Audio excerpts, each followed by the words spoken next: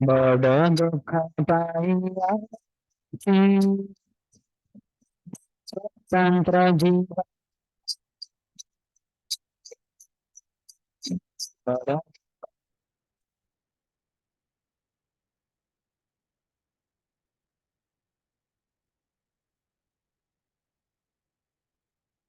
दुख बुरे ये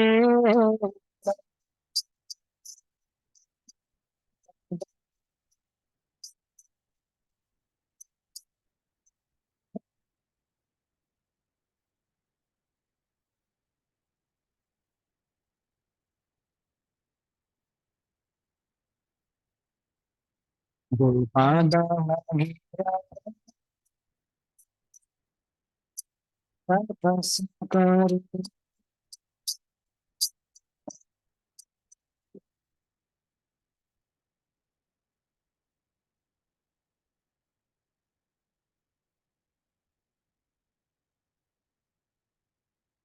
गुरुपाद पाइया शिव शिव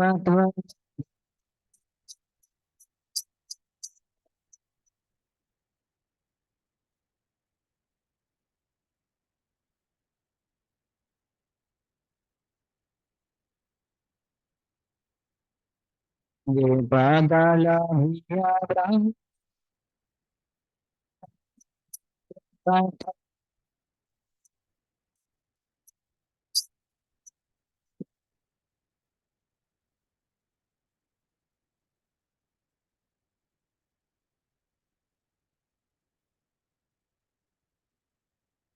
गुरुपाद नारद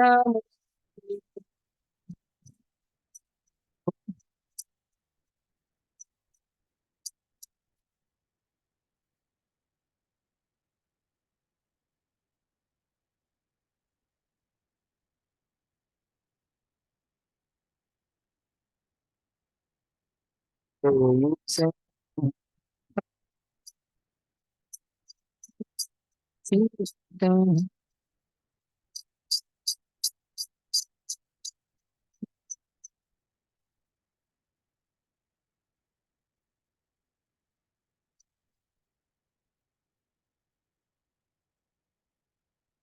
हरा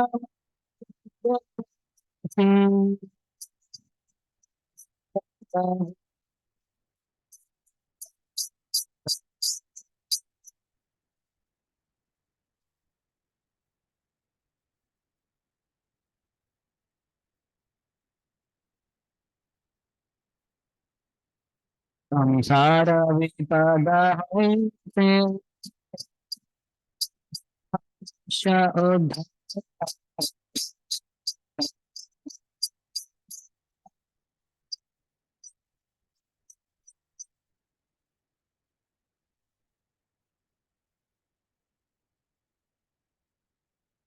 उद्धार विना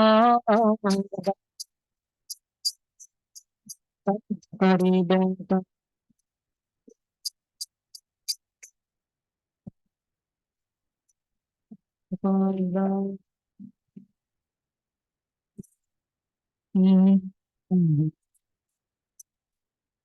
देखो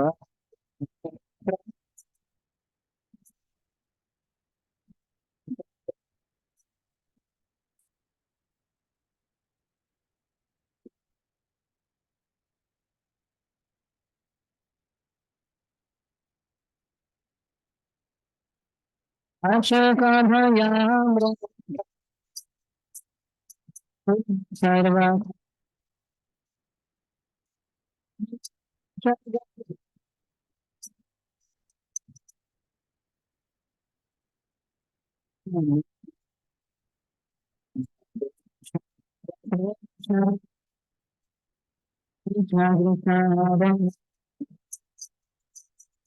हरे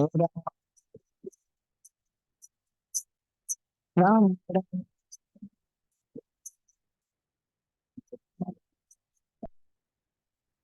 Louder, please. Krishna Krishna Radha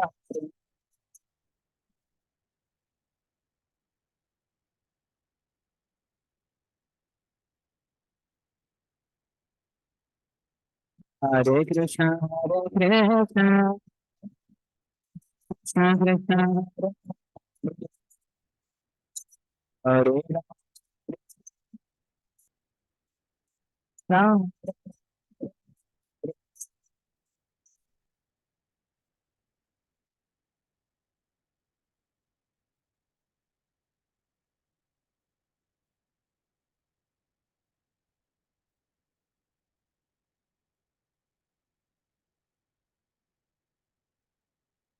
Hare Krishna Hare Krishna Krishna Krishna Hare Rama Hare Rama Krishna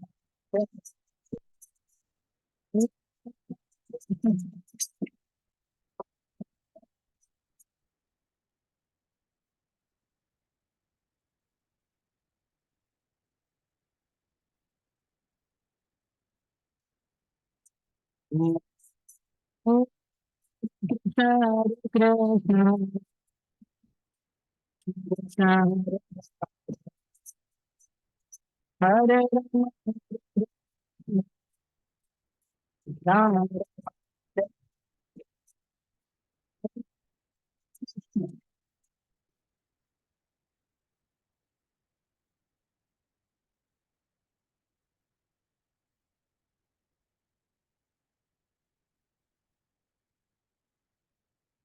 Rama Krishna Krishna Krishna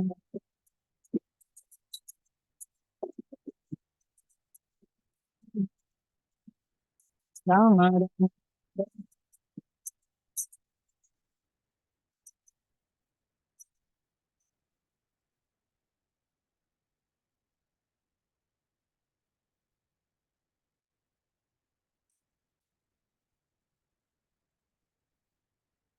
Dai Sham Sundara Sham Sundara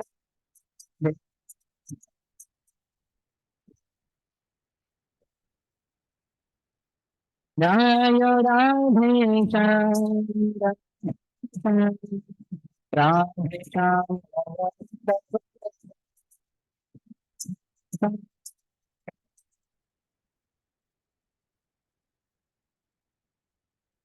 Jaya Gauranita Jaya Gauranita Gauranita Jaya Gauranita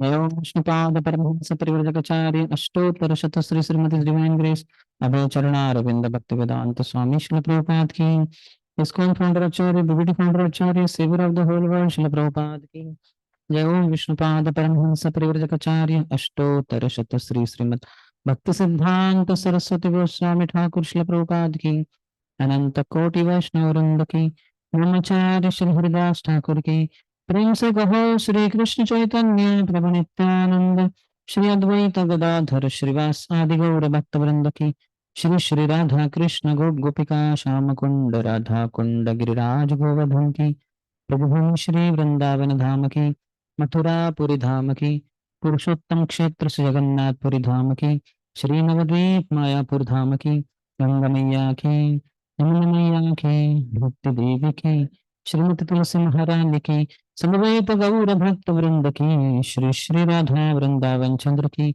Shri Shri Jagannath Baldev Subhadra मैया की श्री श्री निताय की ग्रंथराज श्रीमद् भागवतम की निताय गौर प्रेमानंदे all glories to the assembled devotees, all glories to the assembled devotees, all glories to the assembled devotees, all glories, all glories to Shri Guru and Shri Gauranga Sabadaya Krishna Prishtaya Bhutale Shrimate Bhakti Vedanta Swami Nityanamine Namaste Saraswati Devi Gauravani Pracharini Nirvishesha Sharnavadi Paschatya Deshatarini.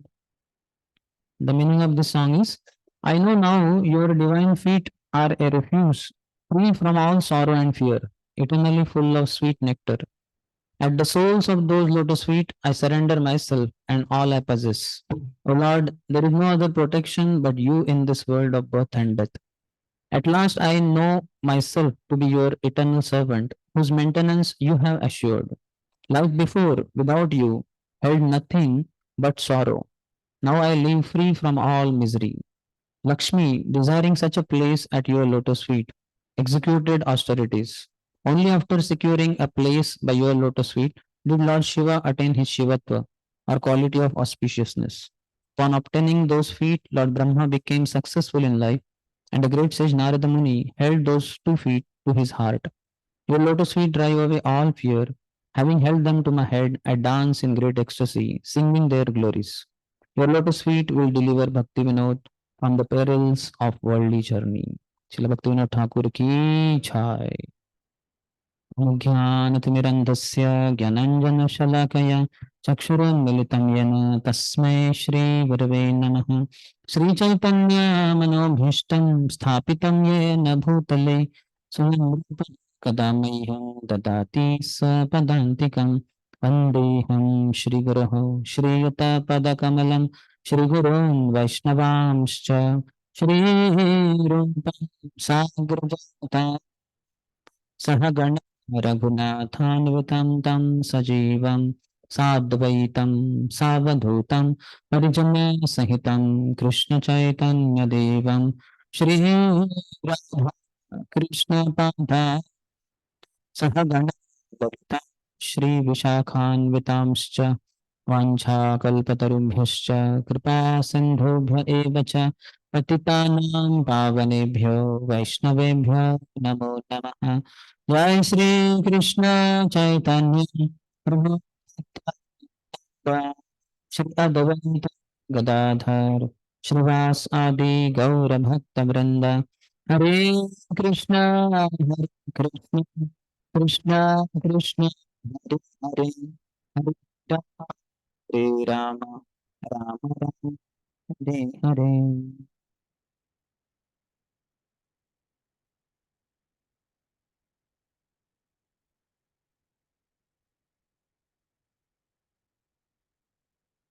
Hare Krishna Welcome to our continuation on Srimad Bhagavatam as a part of Bhakti Vedanta course. Before we proceed on where we left off, some recollection of yesterday's discussion, the points that you remember. Take the mic. And I also want to know whether how to uplift this. Is there some way? You will tell the points.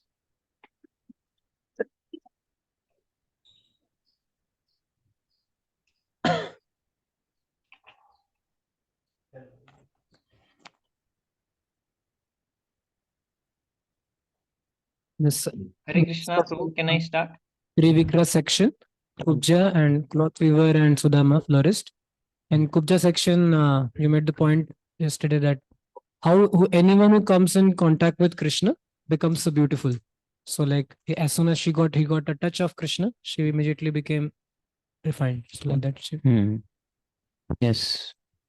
One becomes most intelligent, most beautiful, most or wealthiest. All the opulences of Krishna come to him also. He becomes very renounced, famous, physical strength. Without using physical strength, he makes all that to others.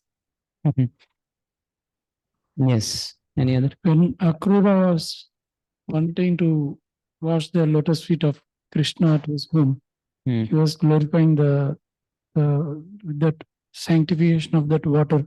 It sanctifies even Shiva and all 3 worlds. And he also wanted to wash the lotus feet like Billy Maharaj washed at his home. At his home. Yes, that is the reason why we sang this song also, which we did not sing yesterday. But today we sang. Because the glory of lotus feet of Krishna are described very nicely by Thakur Bhaktivinoda in this song. Yes. Any other? Somebody online? Yes, Prabhuji. Can Yes. I share? Am I audible, Prabhu? Yes. Prabhuji, you mentioned about impersonal behavior, that we tell Danvat Pranam, but we don't mean it or we don't do it also. So at least with one Vaishnava, we should try to start having personal relationship. It will have a lot of difference in our life. We'll have a lot of It will make a lot of help us to progress a lot in our life Hmm. to apply personal, because our philosophy is personal, but behavior may remain impersonal otherwise. Drop by drop next into ocean. So at least beginning with one devotee, if we start becoming personal, overall, eventually we'll be fully a personalist. That time chanting Hare Krishna, Krishna Krishna, Hare Hare, Hare Rama, Rama Rama, Hare Hare will be the most lovable thing, interaction with the Lord. And Prabhuji, you were also mentioning about Giriraj Maharaj humility, that whenever he was given service, he was just taking it by Srila Prabhupada. Particularly, I explained one particular incident when he was given the charge of Juhu project. Juhu project. Yeah. Yes. When Krishna asked Akrura, have you seen something? Because we feel that you have seen something wonderful. So Akrura said, what wonderful things is existing in sky, earth, or water? And everything exists in you only. So when you see Krishna, everything is there. Yes. So when you chant holy name, when we are hearing about Krishna, we should not worry about other things. We should be fully minded there. Jai. Give the mic. You explain about Dasi Asmi Aham. You said Who said that? Kubja. What does that mean? You explained nicely saying that although she was earlier Dasi of Kansa, but eternally she is Dasi of Lord. And because of conjugal relationship with the Lord, she was unable to express it openly. So it was not mentioned. Yes. Yes. Hare Krishna, Prabhu. Okay, Hare Krishna. One more point that you made, that Krishna actually reciprocates with each person according to his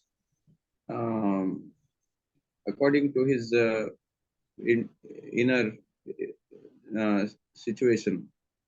However he is posed, Krishna knows exactly, and just like that he reciprocates with each one differently. Like in the case of that Balram, when he looks at Balram and the other Gopas, after Kubja says what she says. Different personalities, simultaneously Krishna reciprocated differently. Kubja, Balramji and cowherd boys. Cowherd boys. Yes. Yes. And also that one observation that yesterday after the class, actually I realized that Brahmanas and the women were outside. I was thinking because that the Varnashram was perfectly followed, that Brahmanas are free to come to these occasions, women are in the house, and the others, Kshatriyas, are in the kingly affairs, and the Vaishyas must be working. And so that way only the Brahmanas and the women were sort of seen here outside. And Brahmanas are mentioned, but others also came.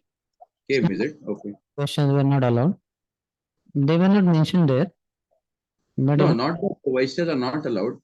Maybe everyone is occupied in their occupational duties and busy. we don't have to think like that. They were all there, but the Brahmanas will be the ones who will come forward and they will, like on behalf, they are the leaders, no? Brahmadev. They are representatives of the Lord.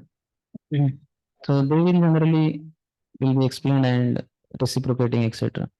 But others were also there. Okay. Not that they were working and they had no time. They thought after office hours only. Why Krishna came during office hours? Not that kind of thing. Okay. Yes. Yes. I read regarding this. Okay, sorry. Yes. The same related to that only, how all the ladies of Mathura, they left everything when Krishna and Balram were walking. So they went onto the terrace, and what all activities they were doing, that was somewhere in marriage. Like, so they left everything. So that kind of surrender is seen them for the sake of Krishna. Sarva dharman parityajya. Dharma means duty. So duty of the woman getting married is to go behind her husband, but she just left him only. That cloth she must have cut, I think. Yes. The way Akrur was pleading the Lord to come to his house, in the same way, actually, we should plead any guest or any Mahat, to come.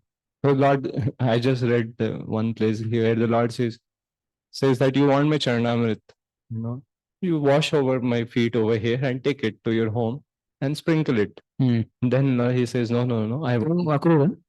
Lord says to Akrur. Okay. And then Akrur says, no, I want to worship the your Lord's feet as Bali Maharaj has worshipped it. So please come to my house. And then he's pleading a lot. So the way he has been pleading to the Lord, the same way we should receive our guests. And Yes. you said that one point. Very personal way. Yes. Regarding that, what Prabhuji was saying, Brahmana and Vaishyas, I read it that actually in the entry of the city of Mathura, the Brahmanas met the Lord. And while in the first entrance level of the city, merchants used to stay. So he met the merchants because merchants gave him many things. But he didn't meet Kshatriyas because Kshatriyas live in the internal part of the city, which he has yet not gone to it. So that's why the Kshatriyas are not have come to meet him. But where merchants explained there, means merchants worship him with various offerings. Okay. So Kshatriyas are currently inside the kingdom. Yes. Any other? Anant Vijay Prabhu. Give him the mic. When Akrura is taking darshan, then he was giving references of benefiting darshan, and when he was giving references for washing feet, at that time we were told that whatever we speak, we should have reference. Akrura also gives quotations. Bali Maharaj. Yeah. Yes. That makes the speech very authentic also. Okay, one last point. Anybody online? In the 42nd chapter, Prabhuji, the last word, Rasa Prada. So there Chakravarti Pad, Vishwan Chakravarti Thakur writes that Lord reciprocated with Kubja and conjugal ras. That is conjugal Madhuri ras. What reciprocated? He reciprocated with Kubja and Madhuri ras. And then with covered boys in Hasya ras. And then in general public Adbhut ras. So that is what Rasa Prada Vishwan Chakravarti Thakur was telling. And then he was telling that this Kubja is the expansion of Satyabhama. Bhu Devi, and she's like Prithvi. And because of being overburdened by all the demons, she had become hunchback. And Krishna has come to relieve her from all those demonic forces. And that is what it indicates. Yes. Okay, one last point. Regarding his washerman, he got the chance to perfect his life. But Krishna came personally and he asked him, but he could not. On the contrary, Sudama, Krishna said that you can offer whatever you like. So he could understand what Krishna will like, and then he offered. He offered whatever he has, not that he has to gain something and all. So whatever we are doing, we should offer to Lord, and then we can have perfection of that. Yes. Samsiddhir Haritoshanam. What is that?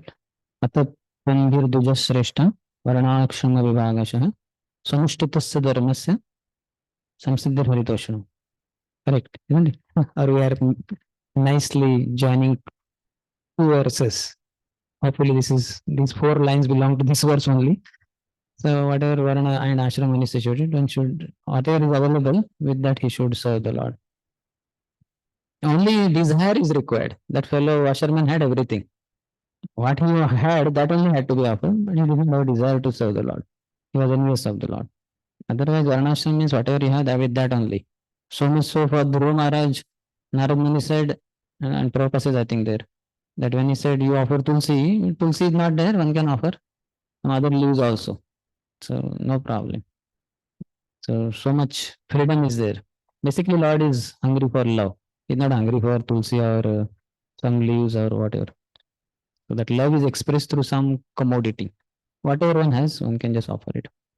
Okay, so we'll proceed. We reached 10th canto, 42nd chapter, the breaking of the bow, which was the last one. 12th we covered, I think. 13th also covered.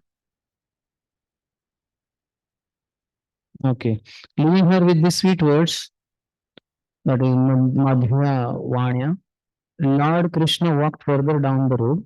The merchants along the way worshipped him, and his elder brother worshipped him and his elder brother, presenting them with various respectful offerings, including pan, garlands, and fragrant substances.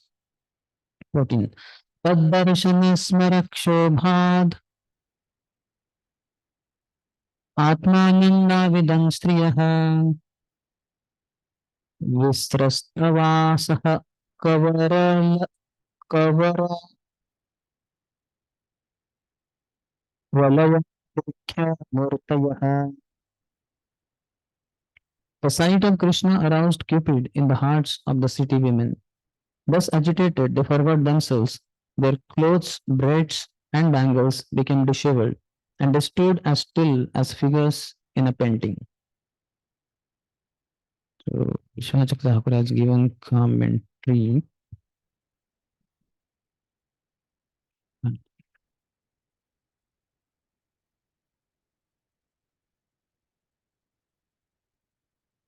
Prabhupada also, Ms. Prabhupada disciples also have given big one. But I think we'll read here first. Commentary. The wives of the Mathura merchants were the most advanced devotees in the city because they immediately experienced symptoms of conjugal attraction when they saw Krishna, which usually develop after some time an association with the object of love. Theirs was love at first sight. The 10 effects of Cupid are described as follows. First comes attraction expressed through the eyes.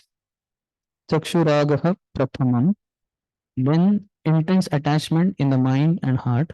Chitta sangastato. Then determination, sankalpaha. Loss of sleep, nidra chedas. Becoming emaciated, panuta. Disinterest in external things, vishaya nivrittis. Shamelessness, trapanashaha. Madness, unmado. Becoming stunned, murcha, and death, mritir. These are the 10 stages of Cupid's effects. Smara dasha, dashaiva, sihu. Though these symptoms generally appear in stages, at this time they manifested all at once by seeing the gorgeous body of Krishna. The phrase Atmanam Navidam Striyaha means that the Mathura ladies forgot who they were, where they were, and what they were doing. Because of the impulse of Cupid, they became thin, and thus the bangles and clothing slipped from their bodies. They were trembling, stretching their limbs, and finally rolling on the ground, which loosened their locks of hair. These are all signs of madness, unmad, the eighth effect of Cupid. Standing like painted pictures indicates loss of consciousness, the ninth stage of Cupid's effects. Because the 10th state of Cupid, death, is inauspicious in relation to Krishna, it does not usually manifest in Krishna's premi bhaktas. However, they do manifest the other 9 symptoms, culminating in becoming stunned in ecstasy. So all these things happen to them. And here, the 10 stages, one by one, how the lust proceeds, Cupid's attack leads to the end point of death, but in Krishna's relation, it doesn't. Yeah. Now 15 to 27 is how Krishna broke the vow, that description.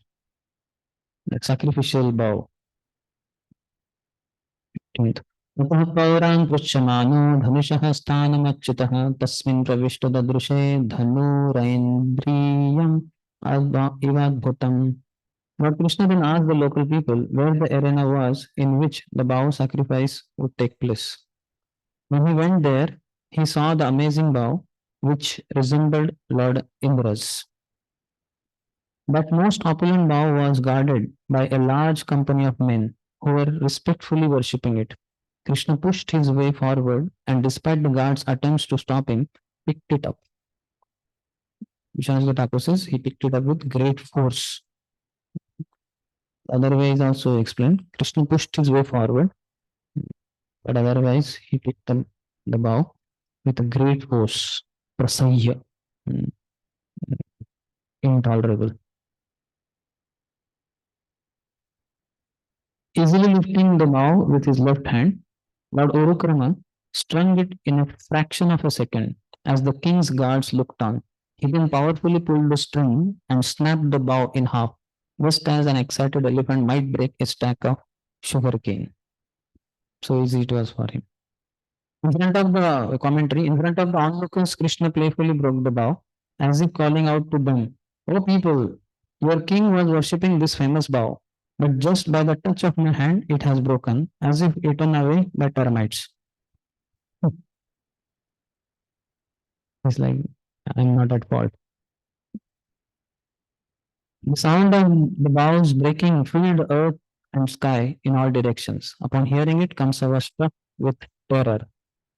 The enraged guards then took up their weapons and, wanting to seize Krishna and his companions, surrounded them and shouted, "Grab him, kill him." Says the same thing. But he is giving another thing. Wanting to catch Krishna and his friends, the guards surrounded him, saying, "Kill him, kill him." However, the same words can mean men like us should be killed. Our acharyas cannot tolerate any blasphemy of Krishna. So Vishwanath Thakur in particular will twist it around. Twist it around means not twisting around, but Sanskrit is language like that, very flexible, and it has several meanings. So the meaning what they meant is not acceptable to our acharya, like Vishwanath Thakur says. A men like us should be killed. That's why parampara comes in picture, and then we can understand mood of a devotee, because we will also face situations where Krishna might be offended, and then we could pick it up in a such some way that he is glorifying Krishna, and we can tell it also there. In case he's not very envious, we can tell him, "Oh sir, you are glorifying Krishna." That, "Oh, you fellows, ISKCON fellows, if Swami went with 40 rupees and now you have crores and crores of rupees." You can say, "Oh sir, correct, because Krishna is worshipped by our Swami and his followers. So Krishna is Lakshmipati." Immediately so much Lakshmi came. You are correct. He understood the essence of all the scriptures. He said, "No, I did not mean that. You fellows are unnecessarily hoarding money." Something like that he means. So we can twist it around immediately, as if he's glorifying. Though he is envious, he's not glorifying. But we can twist it around and say, "Yeah, you're correct. Krishna is Lakshmipati." In fact, we are looking for more, because still not entire Lakshmi of the world has not yet come. So we are looking forward. We are marching forward to get more and more also for Krishna. Seeing the guards coming upon them with evil intent, Balram and Keshav took up the two halves of the bow and began striking them down. That means the broken pieces, the bow broke in the middle, so it got divided into two parts. So one Krishna took, one Balram took, and they began striking them down. Means they killed the guards. After also killing a contingent of soldiers sent by Kamsa, Krishna and Balram left the sacrificial arena by its main gate and continued their walk about the city, happily looking at the opulent sights. This is the amazing that Krishna and Balram had performed, and seeing their strength, boldness, and beauty, the people of the city thought they must be two prominent demigods. As they strolled about at will, the sun began to set, so they left the city with the cowherd boys and returned to the cowherds' wagon encampment.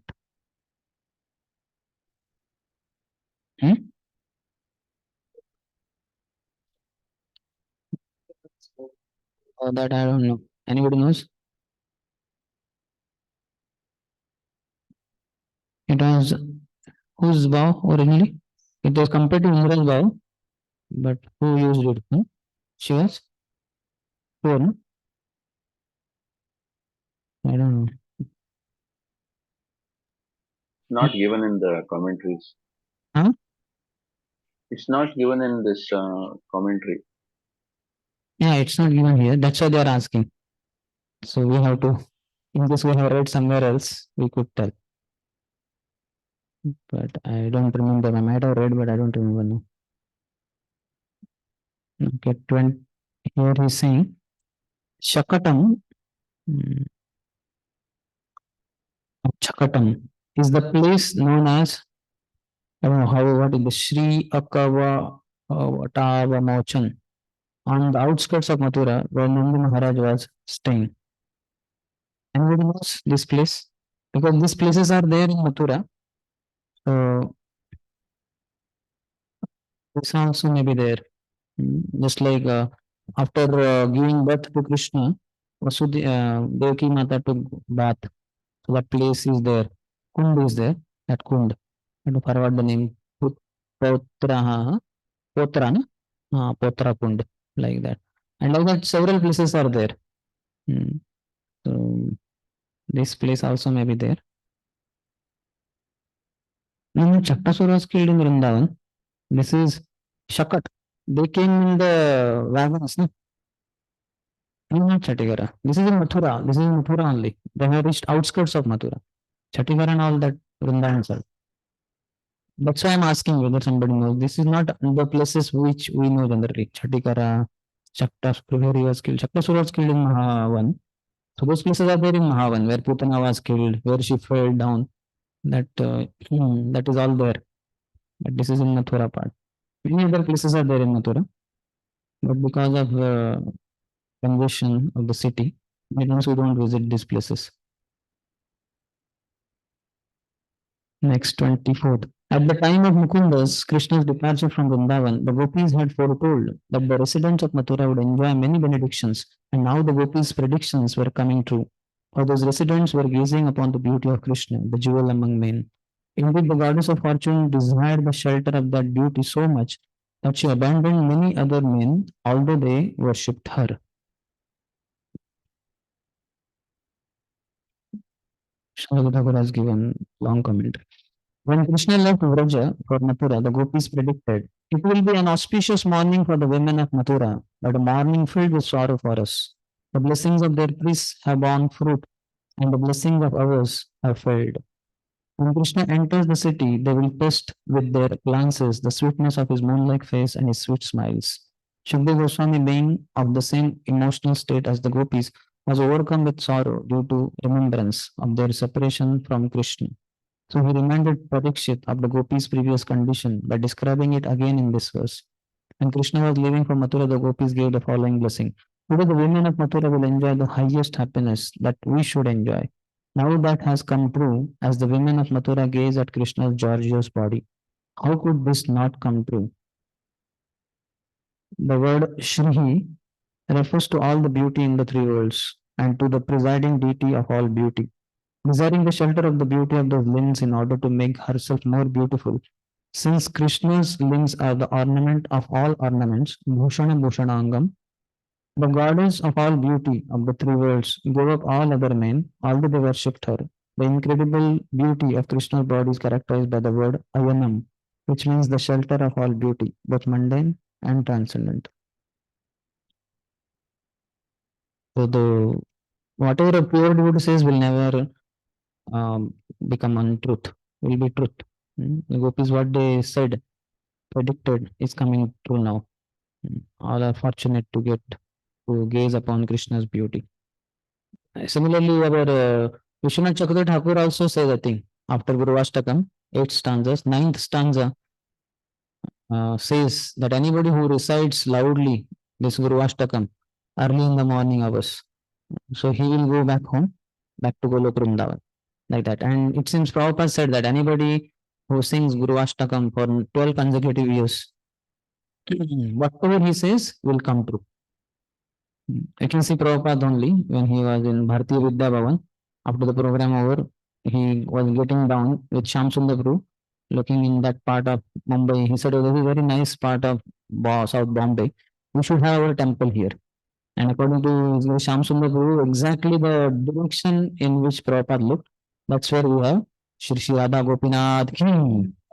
Exactly the direction Prabhupada looked. That's where we have. Because Prabhupada was very what you call melodious singer as well as very hearty singer of Guru Ashtakam and Mangalarti. That's why when he was staying in Prayagraj as a Grahastha, his God disciples, his God brother's disciple, I don't remember his name. He's there in our Srila Prabhupada, the friend to all, the Har Grace Mula Prakriti Mataji. He would ask Swamiji, means that time Prabhupada was Prabhuji, Grahastha, could you please lead Mangalarti, Guru Ashtakam? And Prabhupada would lead with such devotion because he was so dedicated to his spiritual master that Brahmachari would love it, hearing Prabhupada. Means not only he loved, others also must have loved. So he would ask Prabhupada, would you please lead Guru Ashtakam? We have that on Prabhupada disappearance, I believe. We played. So we have it means we have when Prabhupada, that is during ISKCON days. But you can see how what you call fervent it is. Very loaded. When we lead Mangalarti, it's like whatever, but Prabhupada is very deep. So whatever a pure devotee says will come true. So that's why Prabhupada also, let there be a temple here, Jhuland. He had promised also to Radharas Bihariji. So pure devotees are one. That's why many times people say, no, Swamiji or Maharaj, Prabhuji, आप इच्छा कीजिए ऐसा है हमारी जो इच्छा है आप भी ऐसे बोलिए भगवान से तो भगवान आपकी सुनेंगे हमारी नहीं सुनेंगे आपकी सुनेंगे. So good in one sense, but another sense we have to find out whether that's a true proper desire or not. Okay, 21st. After Krishna's and Balram's feet were bathed, the two lords ate rice with milk. Then, although knowing that Kamsa intended to do, they spent the night there comfortably. They are not worried about. They are 108% sure tomorrow is the birth anniversary, death day of Kamsa. But poor Kamsa could not sleep. Commentary. After having their feet washed by some servants, Krishna and Balram ate rice sprinkled with milk. The milk came from some of Krishna's favorite cows in Vraja with 1-year-old cows, which Mother Yashoda had placed on top of the wagon in a pot meant for the sacrificial fire. Because they were fearless, Krishna and Balram slept soundly, though knowing that the next day Kamsa wanted to kill them. Due to being fast asleep, Krishna and Balram did not hear the words of their father Nanda Maharaj, who could not sleep the entire night due to fear. Because we have come to the area, Kamsa, and he's such a dangerous king. And these fellows broke the law. Guards, what? How furious he will become. He will kill this fellow. So whole night Nanda Maharaj was shouting at the children. They are fast asleep. Baba. We go on with our business. Nanda Maharaj said, "Oh, my children, what have you foolishly done today? Why did you break the vow they were worshipping and then kill the gods? I do not know what angry Kamsa will do tomorrow. Alas, alas, why have I brought these two young boys here from the cowherd village? I shouldn't have brought. But the whole, what was the main purpose? Akruriji was sent by Kamsa that get these two boys. It was not like Nanda Maharaj was called. We did not come to escort Nanda Maharaj. आइए आपके लिए कुछ red carpet welcome. Nanda Maharaj was not in picture. Krishna, and he's saying, why have I brought these two young boys here from cowherd village? Why I have brought means these fellows are like this, what you call immature fellows. They don't know how to behave. Nanda Maharaj is simple and he is Vatsalras. He cannot understand Krishna is the supreme Godhead, and tomorrow he is going to kill Kamsa. In one sense, nobody knows. Only Krishna and Balram knows. 26-27. Wicked King Kamsa, on the other hand, was terrified, having heard how Krishna and Balram had broken the vow and killed his guards and soldiers, all simply as a game. He remained awake for a long time, and both while awake and while dreaming, he saw many bad omens, messengers of death. Commentary. After hearing that the killing of his guards and troops was merely the sport of Krishna and Balram, and not any display of prowess, Kamsa saw many signs like messengers of his impending death, both while waking and sleeping. So for Krishna and Balram, this is not like display of their prowess. Yes, effortlessly killing. A fun game only. Next, 29 to 28 to 31. When he looked at his reflection, what all things he saw, he could not see his head. In the mirror, how will it ever happen? You go in the to apply tilak and you find there is no head there. And your hand is coming, but there is no forehead, no nose, no face. How will it happen? He's overcome by extreme fear. And as such, because death is nearby, some indication comes also. That's how these people in hospitals and all that, sinful people, they pass urine and stool. They get to see Amritas also. Here, in one sense, it is not there, but before death, some things happen. People get some idea. For no reason, the moon and stars appeared double.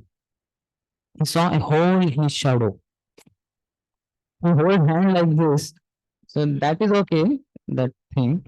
But in the middle part, from your whatever you call, here you will not find any hole, but he found a hole. He could not hear the sound of his life air. So Vishnu Thakur gives some idea. I tried that during reading his commentary, but I could not hear the sound of my life airs. Maybe I was matching with Kamsa's frequency, I think. He seemed covered with a golden hue, and he could not see his footprints. He dreamt that he was being embraced by ghosts, riding a donkey and drinking poison. Also that a naked man smeared with oil was passing by wearing a garland of melody flowers. He was about to take so he put oil. Hot water available. Passing by the have some hot water. It is my explanation of our bathroom.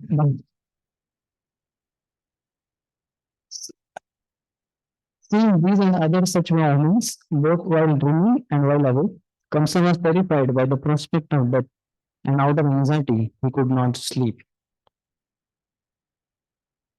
Vishnu Thakur explains. The inauspicious omens are explained in 3 verses. Though Kamsa saw his reflection in the mirror, the reflection was headless. The moon and other planets appeared double for no apparent reason. There were holes in his shadow. He could not hear his heartbeat, prana ghosha, when covering his ears with his palms. You all do?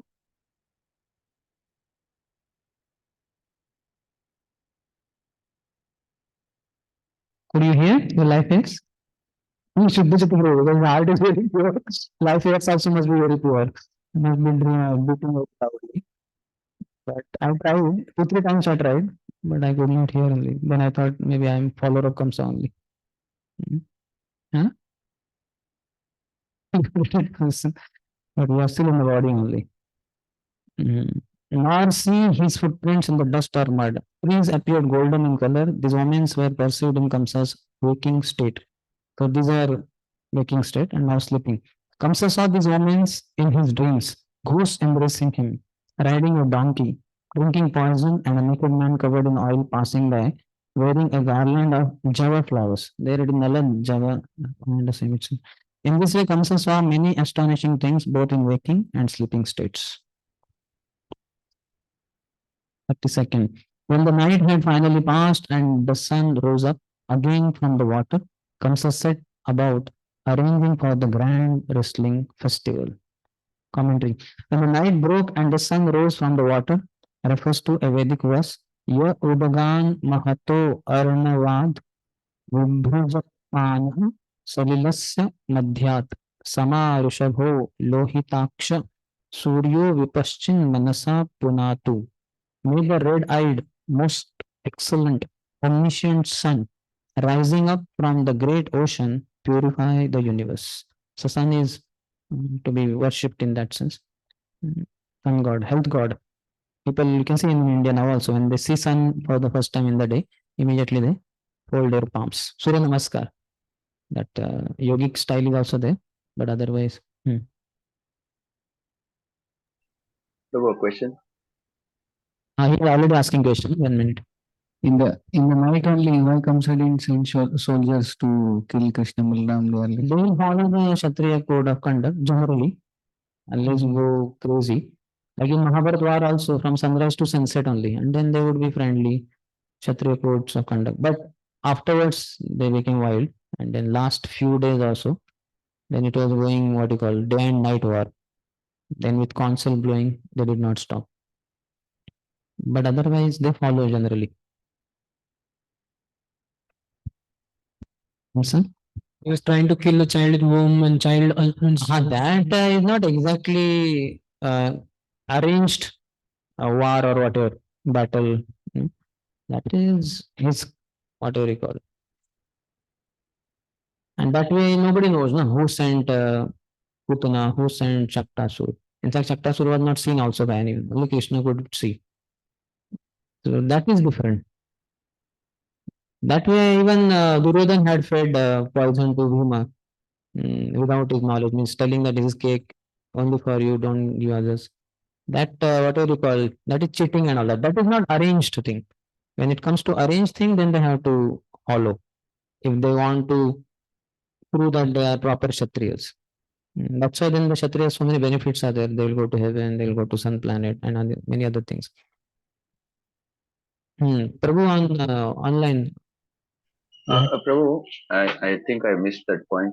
That the naked, other things are clearer, but the naked man smeared with oil passing by wearing a garland of Nalada flowers, what does that symbolize? Very brahmachari joke. Here in our ashram, we have 2-3 types of oils kept in our bathroom area, and the brahmacharis apply the oil, and then sometimes they are roaming around here and there, and then they take hot water bath, and that release the vat and other things in the body. So I was just joking that this fellow he applied oil and he didn't have facility for hot water. So he thought, hot water supply. So he just was joke resonating with our ashram frequency. I hope that you had understood my intention. Those yes, bro. Yeah. But basically, here, woman, so he got to see them. That was in his dream that he saw that man covered with oil musk. But nothing specific is given in any of the Acharya commentaries, right? About this. Yes. Okay. Okay. Then 33rd. The king's men performed the ritual worship of the wrestling arena, sounded their drums and other instruments, and decorated the viewing galleries with garlands, flags, ribbons, and arches. Here in commentary, Vishnu Thakur says, Kamsa's servants, Purusha, decorated the arena with auspicious pots and other things. They began to beat the drums with sticks, Vedic style. This next 34th. The city dwellers and residents of the outlying districts, led by Brahmins and Kshatriyas, came and sat down comfortably in the galleries. The royal guests received special seats. They sat comfortably. Yatha upajosham.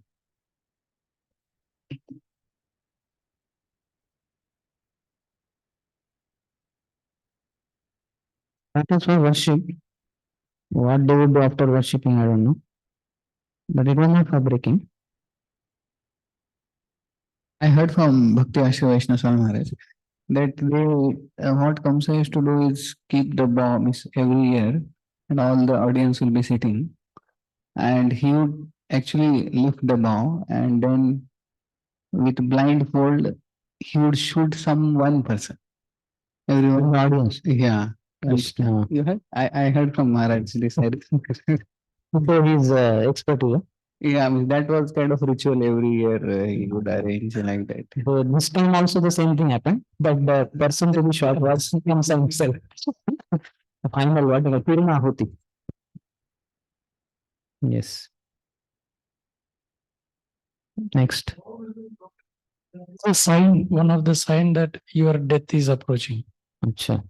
Is a But then when Ram broke Shiv Dhanush, then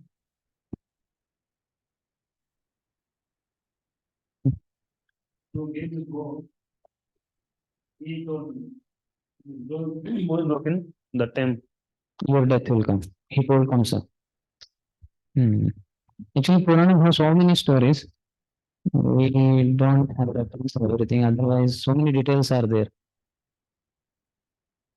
Surrounded by his ministers, Kamsa took his seat on the imperial dais. But even as he sat amidst his various provincial rulers, his heart trembled. Viduyata, Hridayena, Viduyata, heart trembled because he is kind of clear about the outcome of what's going to happen. He has only invited his death to Mathura. While the musical instrument loudly played in the rhythmic meters appropriate for wrestling matches, the lavishly ornamented wrestlers proudly entered the arena with their coaches and sat down. So their coaches were also there. That we see in the current now modern day also. Whosoever are the wrestlers, their coaches will be also there.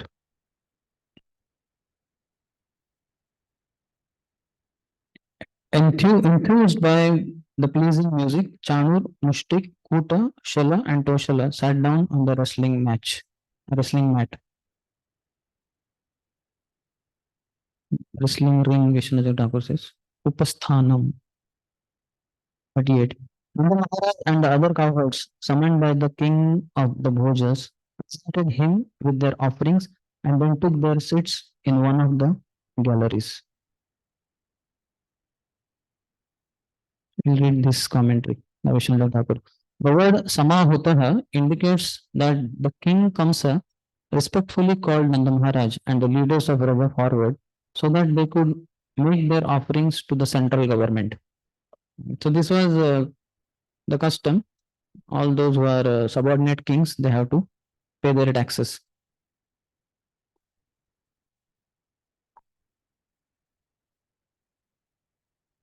On the 6th day when Putana was sent to Mahavan, that day also Nanda Maharaj was there. 5th day maybe, 5th, 6th, like that. And Vasudev he met.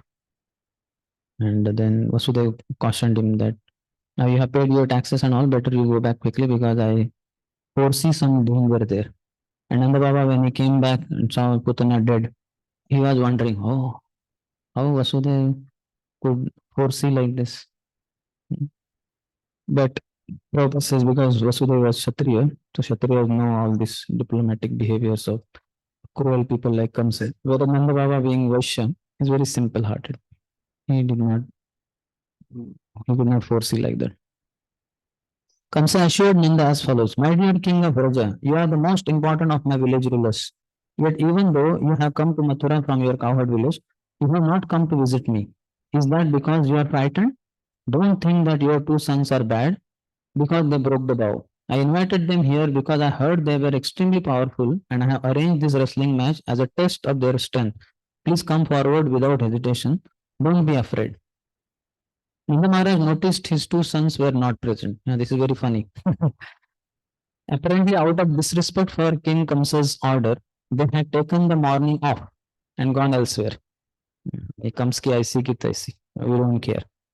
Thus, Kamsa delegated some cowherd men who were affectionate close relatives to go look for Krishna and Balram and advise them to behave properly and come back to the wrestling arena. Upananda and others quickly came forward and offered yogurt, ghee, cloth, and gold coins to King Kamsa. Not seeing any space on the platform of the king, Nanda and the other cowherd men sat in the galleries. So those who are enemies of Krishna, they are enemies of his devotee also. So he did not give him proper seat. So they sat in the gallery. The gallery is for like lower people, for royal people or little higher people. There were another platform was there. That platform, king and others were only sitting, Kamsa and others.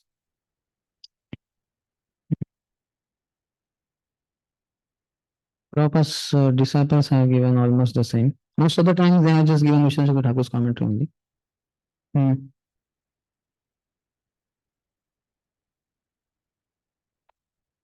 Maharaj is having fatherly relationship, so he is not fearful that now Kamsa is calling my two boys to on for wrestling, and these are the so much stout and daring people are there. Means I don't know whether he knew all these details that Krishna Balram have to. not doubting also why he is calling. They want to see his. It's like you can show your strength alone also, just like Pandavas exhibited after they returned from their Gurukul.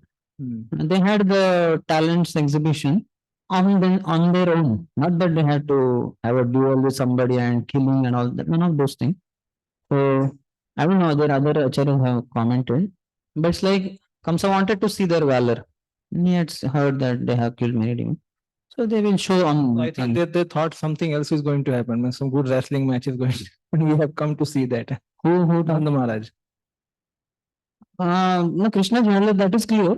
That is, he has to exhibit his valor, but not necessarily with all these details.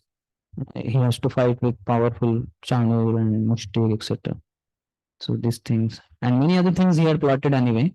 Collapid, as we will see now, and all those things. But Nanda Maharaj did not know all those details, and that will not be told also in one sense, because otherwise Nanda Maharaj will become fearful.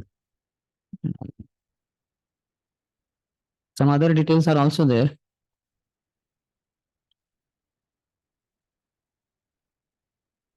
Any other question? Online devotees? This chapter is over. 42nd.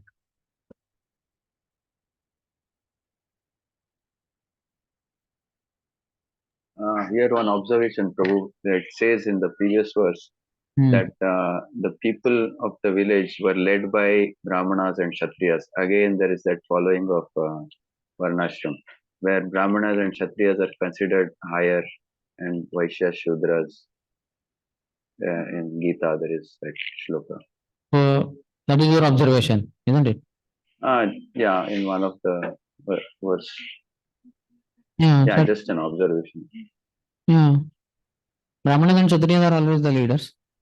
Yeah. And they too are supposed to be what you call very very amiably they should behave with each other. But these two only come against each other and will create a lot of problems. That's what Parshuram we see. When he saw the Kshatriyas have gone out of control, then that I'll let me kill them only. Similarly, so there is most likelihood of these two people fighting, Kshatriyas and Brahmanas. So that's why the Kshatriyas would take a humble role and have a body of ministers who are all Brahmanas and follow their guidance. But history shows several times fights between Brahmanas and Kshatriyas also. Yes, bro. And these two are peacefully leading the society, then Vaishya, Shudra, and all others will be very peaceful. It will be a very nice society. Yes. Okay. And Brahmanas are not mad after posts and position. That's why Kshatriyas can subordinate themselves to Brahmanas, because Brahmanas are very selfless. And then Brahmanas are cool-headed, because they are predominantly in the mode of goodness, and they are also devoted to the Lord. So then they guide Kshatriyas in a very, we can say, religious way or Krishna conscious way.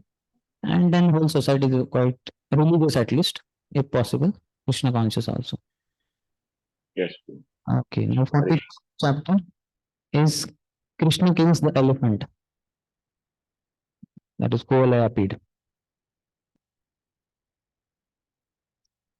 First verse, you can recite after me. Shri Shukha Vacha Atha Krishnascha Ramascha Krita Shaucho Parantapa Malvadundam Shrutva Drashtum Upayituhu.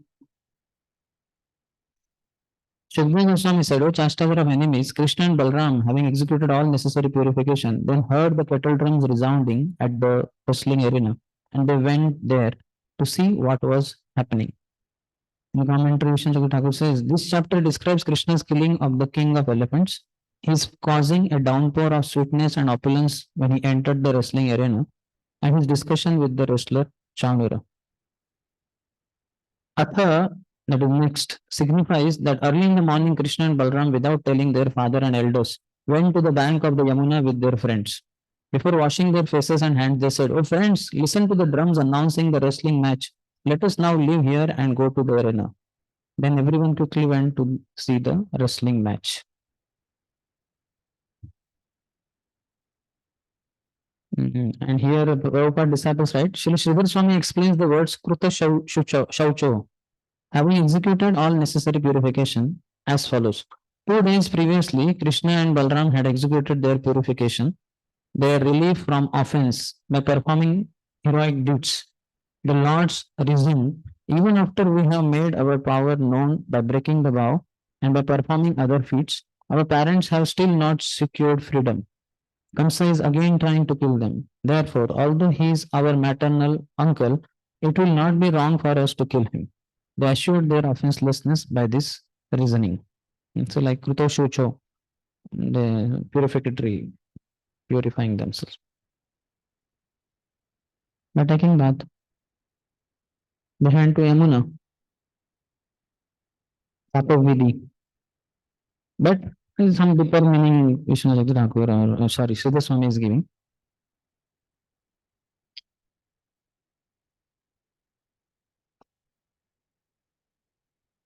Then next second. When Lord Krishna reached the entrance to the arena, he saw the elephant Kualapid blocking his way at the urging of his keeper. Purport: the elephant keeper revealed his malicious intent by blocking Lord Krishna's entrance into the arena.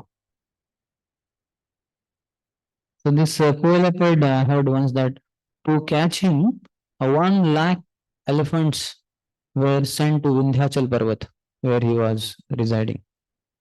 So he then was obtained by Jarasandha. With the help of 1 lakh elephants, they somehow simultaneously could capture this Kualapid. And he was with Jarasandha, and when he gave 2 of his daughters, anybody knows their names? Prapti and Asti and Prapti. So when he offered them to Kamsa, then he gave the elephant also. Some other details were told by some devotee that when Kamsa came in Jarasandha's Magad, then Kualapid was sent, and Kamsa something like lifted him and threw how much? Quite far. So Jarasandha was shocked. My God, because Kualapid was not an ordinary elephant, as we already discussed. 1 lakh elephants simultaneously, then only it was possible. So when he heard, then he understood this Kamsa is irresistible. Better make friendship with him. So he came and then he offered his daughter so that this fellow will be satisfied. And he made friendship with Kamsa by making him son-in-law only. So this Kualapid is appointed at that entrance point only, so that he will kill Krishna. So he will not be able to enter only inside. How much malicious intent he had, Kamsa had.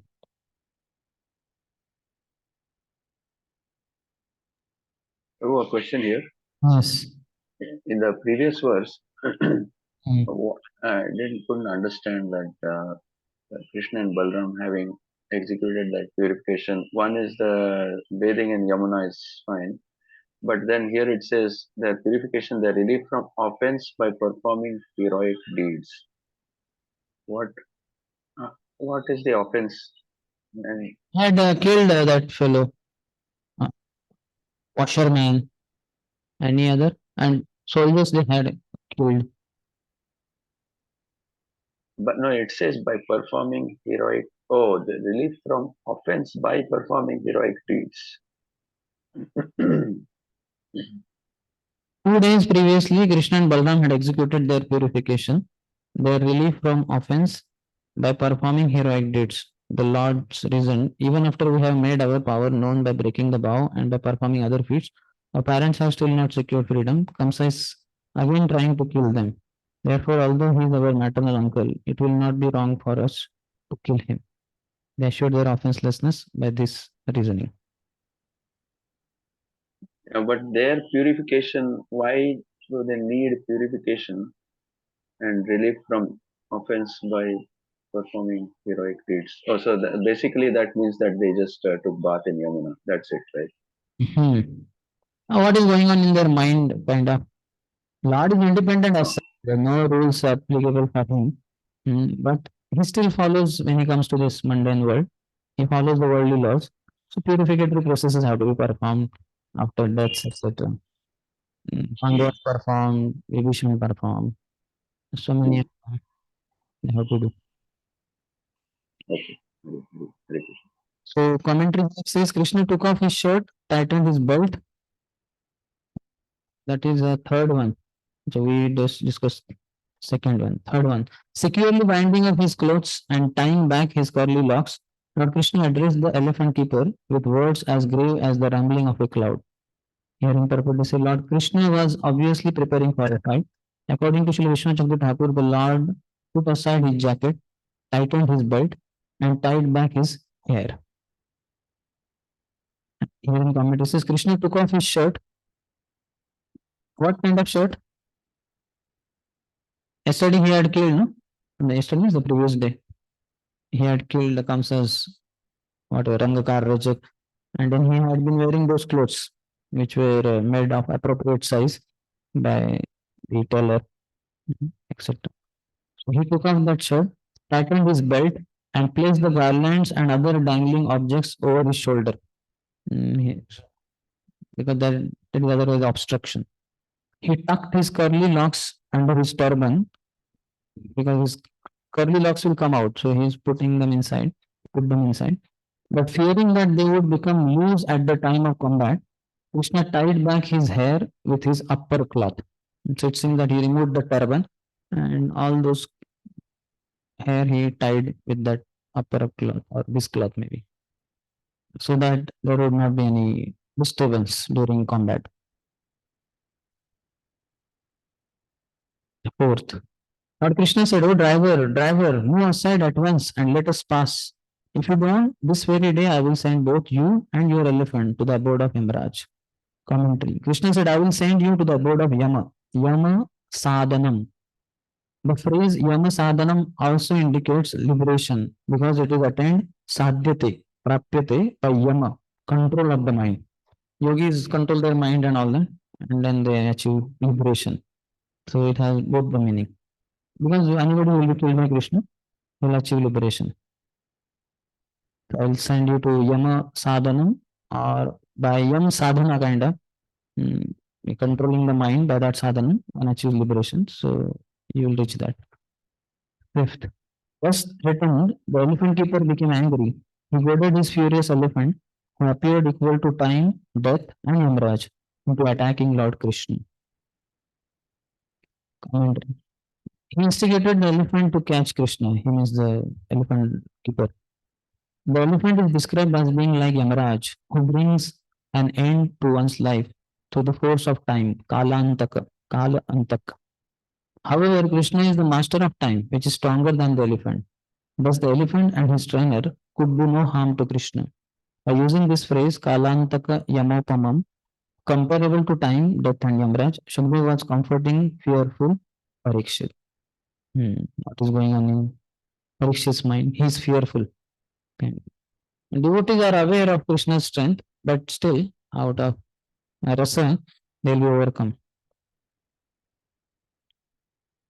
So emotions are very important. In hearing Krishna Katha also, our emotions are fully involved there. So sometimes the tattva may remain aside. So that's why Shukdev Goswami is bringing forth the tattva by using the phrase Kalantaka Yamopamam, comparable to time, death, and Yamraj.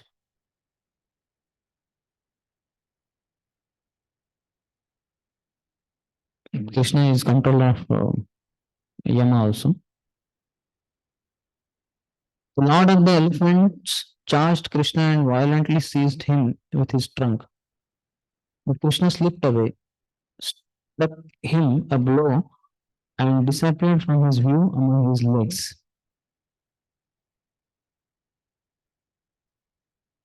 Rishabh Thakur gives all the details. Using its trunk, the elephant seized the vest of Krishna. So trunks are there. Trunks only, that is what you got. No, this trunk is this one, long. So he seized the vest of Krishna, who was standing there fearlessly. Krishna struck the elephant on his trunk with his left fist. As the elephant lost control from that punch, Krishna slipped out from his grasp and disappeared between his four legs, which were as big as pillars. So he has difficulty to find out. The word Angrishu among his legs can be explained as follows. First, Krishna hid behind one leg. And when the elephant used his sense of smell to detect him, Krishna would hide behind another leg. So they have, it seems, elephants. By smelling, he can understand, okay, this fellow is behind my rear leg. left one. Then Krishna went to the right one, like that. In this way, playful Krishna cheated the elephant in many ways and showed the public his remarkable daring. He's cheating elephant also and telling others how daring he is also. So elephant is not getting the idea that Krishna is daring, but the people are getting that. The elephant is in envy with the Lord. So he thinks, who is this? I will sense him by my smelling power. So Krishna is going to cheat him because he wants to cheat Krishna. The whole thing is cheating on the nonsense. Kamsa arranged this fellow, this elephant. So he is going to cheat Krishna, kill Krishna, trying to kill Krishna in a cheating way. So Krishna is cheating him. Whereas the people are in love with Krishna. So he's telling them, just see, don't think I'm some ordinary boy. I'm quite daring. And lo and behold, how I kill this fellow. Seventh, infuriated at being unable to see Lord Keshav, the elephant sought him out with his sense of smell. Once again, Kuvalapit seized the Lord with the end of his tongue, only to have the Lord forcefully free himself. Commentary. Not being able to see Krishna, the elephant detected him with his sense of smell and seized Krishna with his tongue once again. With a desire to display his feats to the public and to encourage the beast to keep fighting, Krishna allowed himself to be seized by the elephant's tongue. And the elephant thought he was successful. Krishna forcefully freed himself, saying, so, you want to show your strength? This is like what they call chiding.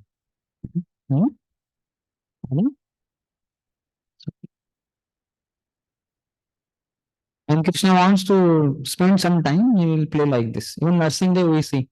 They say that sometimes they say that he appeared in the afternoon only. A long time it was going on fighting, just like a what do you call the cat catches a rat and then again leaves him with some scratch. That was going on. And when the right time came, as per the benediction offered by Brahma to Hiranyakashipu, not in the morning, not in the evening. So dusk time, that was the time. Ultimately, Lord Narsingh thought, enough now. So he took him on the lap, etc. Similarly, Varadev and Hiranyaksha also. Their fight also was going on for some longer time. But then Brahma at one point of time interfered and said, oh Lord, now it is Abhijit star, something like that. And this is auspicious, this is proper time. Otherwise, now evening will begin and the demons, their strength increases. And that is true, but Brahma doesn't understand oneself. Oh, Krishna, what is the problem? He can kill in the night also when the demons are at their full strength. But still, Lord cares for the emotions of his devotees. So when Brahma said, better kill him now, don't play around. Then Lord just slapped him below his ear and he died on the spot. So here also these things are going on. Lord Krishna then grabbed the powerful Koalapit by the tail and playfully dragged him 25 bowlans as easily as Garuda might drag a snake. Krishna dragged the elephant 25 bowlans, that is 125 feet. So one, what do you call, bow is how long? 5 feet around. Or hand, which distant by his tail. That means how much it is?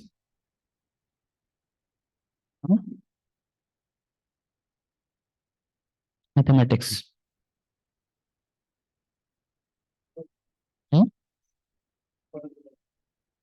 1.25 feet. 1.25 feet. One hand.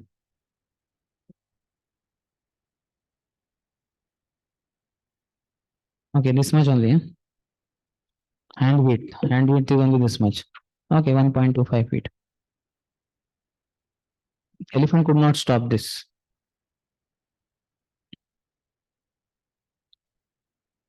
So pride comes before the fall, before a fall. So this fellow is going to fall down, Koalapit. Before that, he was proud. So Krishna smashed his pride first by dragging him, and then he will fall also, fall down dead. Ninth. As Lord Achyuta held on to the elephant's tail, the animal tried to twist away to the left and to the right, making the Lord swerve in the opposite direction, as a young boy would swerve when pulling a calf by the tail. Anybody can show how it is?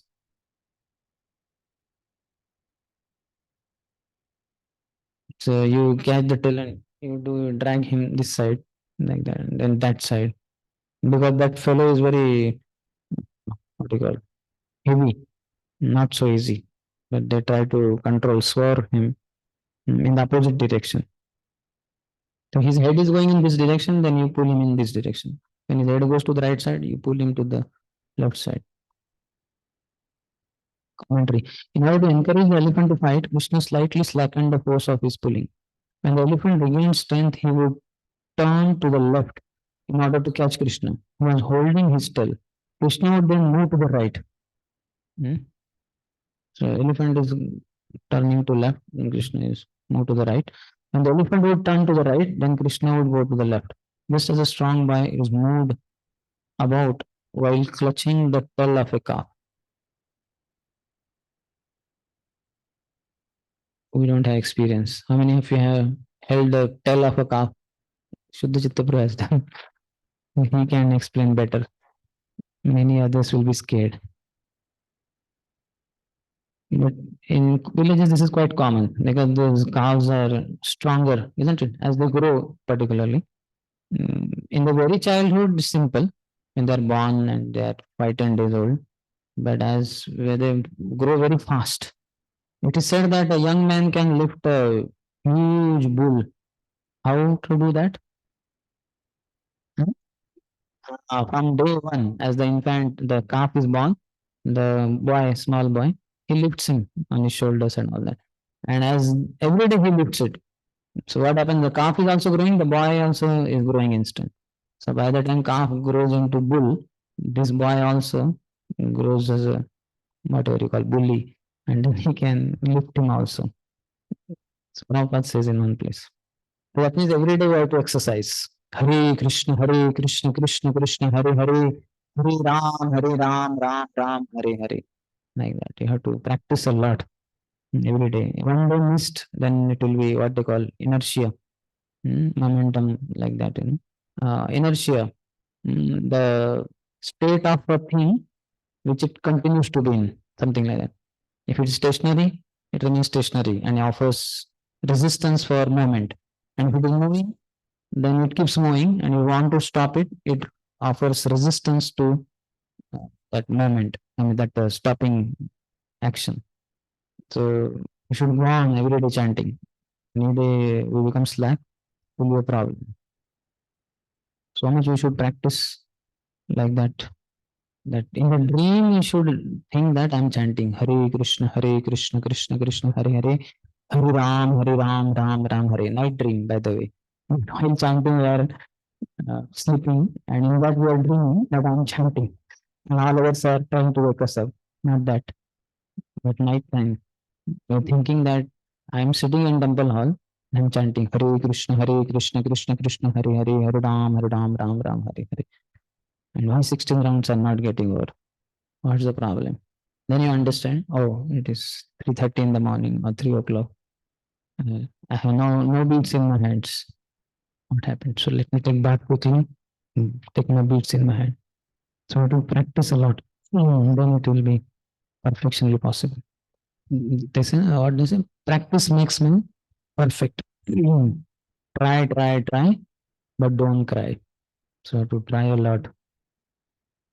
Krishna will not hand himself over to us so easily. Muktim dadati karichit smana bhakti yogam. He will give mukti very easily, but not bhakti yogam, unless you toil. And as Maharaj said, what they said, we don't make advancement in peaceful times. We have to struggle. Like a warrior fighting in the battlefield, he develops as a strong warrior, not just a net practice or in the ground something is sword. That will not be known. That fight, Shivaji Maharaj, once he was challenged by Baji Deshpande or somebody. So 2 brothers were there. And Shivaji Maharaj wanted them to join him against Mughals. But they were not. And when he approached also, he had very few soldiers. I don't remember now how many. by 600 or something, and they had 2,000 soldiers. So Shivaji Maharaj asked for friendship, and they were not agreeing. And then Shivaji Maharaj thought, if I attack, my soldiers will be killed, who are few in number. Unnecessary bloodshed, killing so many, and it is not required because the point is, I want to get them on my side. Then he met them personally and said, why don't you accept? But they said nothing doing. So you fight with us. If you don't want bloodshed of your soldiers, then at least you fight with us one at a time. They were following the Kshatriya code. He said, okay. So then first was his elder brother. He was 36 around. 36 or so. And he was expert in Danpatta, which Shivaji Maharaj was not. He was expert at sword, but that person was having Danpatta. So both of them had Danpatta, and they were fighting from sunrise next day morning. Sunrise, then sunset happened. Whole night it went on. Next day morning, sunrise happened. And then some 3 hours later to sunrise, Shivaji Maharaj at one point of time gave one shot, and then his Danpatta flew away. And then he got it, kept it on his neck like this. He said, kill me, I'm defeated. There's no point in me remaining alive. He said, no, I don't want you to die. I want you to join my party. You are very powerful. Together we'll fight against Mughals. But then he said, no, forget it. That is not yet over because my brother is still alive. You have to fight with him. So now you fight with him. So then he was expert in sword. So Shivaji Maharaj had sword. So they went on some 6 hours or so. Shivaji Maharaj defeated him. But for Shivaji Maharaj, you can imagine it's going on, not a drop of water and no food. So something like 33 hours non-stop he fought and defeated both the brothers. He was also similarly at one point of time at his sword point. So then he said, kill me. He said no. So they both joined Shivaji Maharaj. So when we fight, then we understand what is our strength. And strength increases also. Anyway, we went in history. We are in. Sure, Sundarabha had told this story. Sure, the Baji Deshpande or certainly not Baji Prabhu was different, but some others, 2 brothers. Where were we? 9th is over? 10th. Krishna then came face to face with the elephant and slapped him and ran away. Kualapi pursued the Lord, managing to touch him again and again with each step. But Krishna outmaneuvered the elephant and made him trip and fall. Commentary says, in order to play in a different way, Krishna let go of the elephant's tail. Krishna then struck the elephant lightly with his hand. If Krishna had given him a proper blow, it would have killed him immediately and ended the game. After striking the elephant, Krishna quickly ran away without any effort, but then reduced his speed to encourage the elephant. When the elephant began to touch him, Krishna stumbled as if tired of running to make the elephant fall on the ground. He's using all the tactics. This fellow is not understanding. He thinks that Krishna is tired now. Oh, he fell down. Now I can easily kill him. But he doesn't know. Krishna is he is thinking that now I am about to kill him. But Krishna knows fooling him. So those who try to fool Krishna, they only get fooled. And those who surrender to Krishna, even Krishna surrenders to them. As Krishna dodged about, he playfully fell on the ground and quickly got up again. The raging elephant, thinking Krishna was down, tried to gore him with his tusks, but struck the earth instead. Commented, to make the elephant forcefully strike the hard stone on the ground, Krishna pretended to fall on the ground and slowly rise up. Slowly, so that he's now this speed. Before that, I will just strike him with my tusks. Krishna is very expert. Seeing Krishna on the ground, the elephant became determined to kill him. The elephant fell on his knees and dug the earth with his tusks. At the very fraction of a moment, the elephant was hurling his tusks. Krishna got up and ran to another spot. Like that. Krishna is very swift. What is that? Javiyo. Ishvarishopanishad. Ek manasa javiyo. What is the beginning? Bhakti Shastri, long ago, before Bhakti Vaibhav. ना तद्दूरे तद्वंतिके तन्नैजति तदेजति तन्नैजति तद्दूरे तद्वंतिके तदु सर्वशास्त्र तदंतरस्य हाँ? तदंतरस्य सर्वस्य तद्दु सर्वस्य बाह्यतः अंदर बाहर Mansur is before that, huh? Yeah. But that is what it means, no? He is faster, swifter than the swiftest people. So Krishna is not so easy to be caught. Only by bhakti. Tatha prema bhaktin swakam prayacha na mokshe nahameste damodare. So Krishna cannot be bound by any worldly ropes or tactics, expertise, skills, nothing. Only bhakti can bind him. That is the power of bhakti. This fellow has no bhakti, so he can never catch Krishna.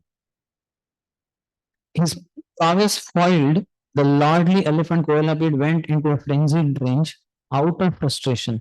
Frenzied rage out of frustration. But the elephant keepers goaded him on, and he furiously charged Krishna once again.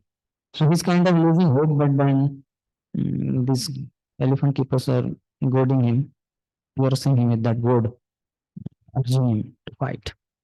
Supreme Lord, killer of the demon Madhu, confronted the elephant as he attacked. Seizing his trunk with one hand, Krishna threw him to the ground. With one hand only he caught his trunk and threw him down. Commentary. Noticing that time was passing, Krishna concluded his sporting with Kovalapid. Krishna nonchalantly caught the elephant's trunk with his left hand. So Krishna will play like that for some time as long as he desires. And then afterwards he will just like children also have seen, same nature of Krishna. They'll play with some toy for some time, but then they're like they want to go for something and they'll just throw it around. They'll completely crush it or throw so hard on the ground. Some parts will break only. That nature comes from Krishna. Krishna has that nature, especially with those who are demoniac. Krishna plays around with them for some time. When his fun is over, then he just crushes them. Lord Hari then climbed onto the elephant with the ease of a mighty lion, pulled out a tusk, and with it killed the beast and his keepers. With his own tusk only, Krishna killed the beast. Leaving the dead elephant aside, Lord Krishna held on to the tusk and entered the wrestling arena. With the tusk resting on his shoulder, drops of the elephant's blood and sweat sprinkled all over him, and his lotus face covered with fine drops of his own perspiration, the Lord shone with great beauty. Commentary. With the elephant's tusk perched on his shoulder, Amsa, Nyasta, Vishano, fine particles of perspiration like drops of dew on his lotus face, and the drops of blood and in ichor from the elephant. Ichor I saw in the dictionary shows dandruff. From his skin, some kind of dandruff might be there. So that also from that elephant. Drops of blood also came, ichor also from the elephant. Krishna's body glistened with beauty and appeared as the epitome of Veera Ras, chivalry or heroism. All this Kshatriya kind of, it's very relishable. Some of us may feel very ghastly or what do you call, appearing very beauty. What is blood and ichor, dandruff?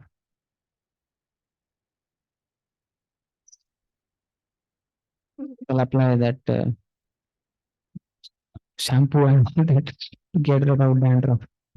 But here some of them came on Krishna's body. That increased his beauty. Next thing, my dear king, Lord Baldev and Lord Janardhan, each carrying one of the elephant's tusks as his chosen weapon, entered the arena with several cowherd boys.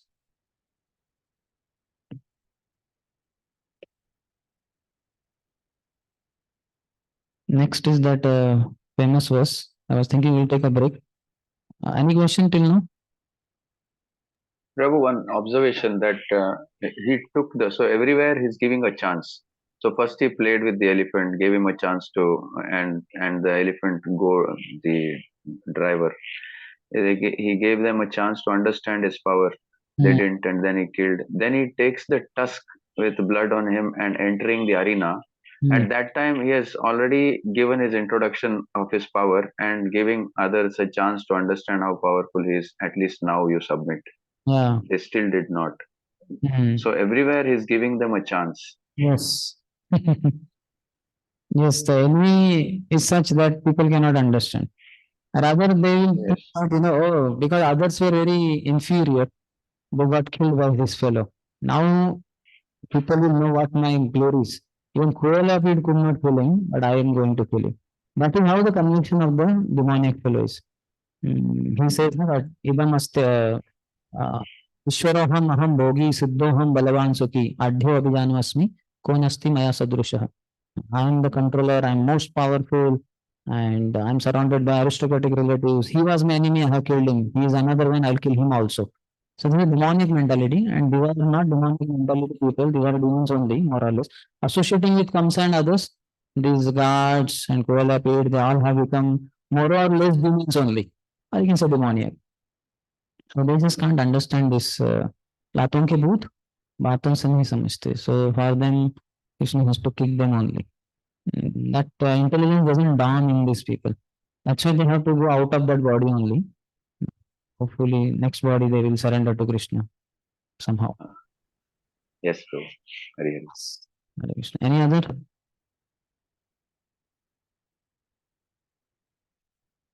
Okay. Then we'll take a break. We'll meet after 15 minutes. It's 6:42. So 6:57. Very precise. Hare Krishna.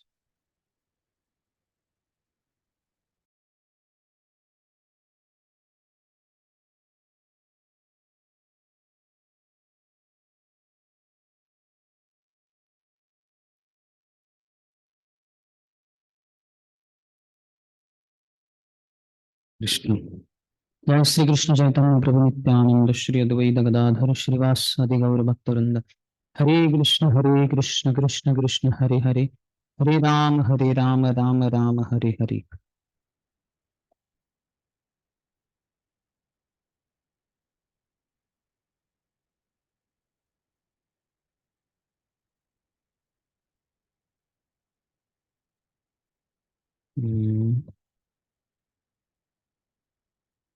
Leaving the dead elephant aside, Lord Krishna held on to the tusk and entered the wrestling arena.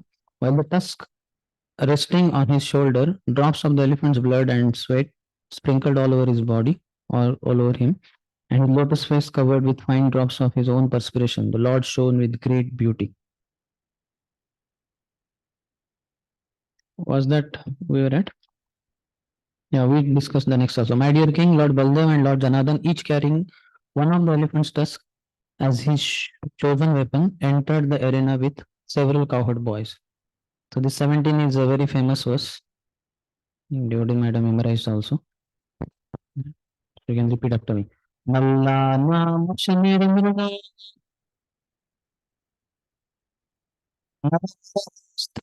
smaro murtima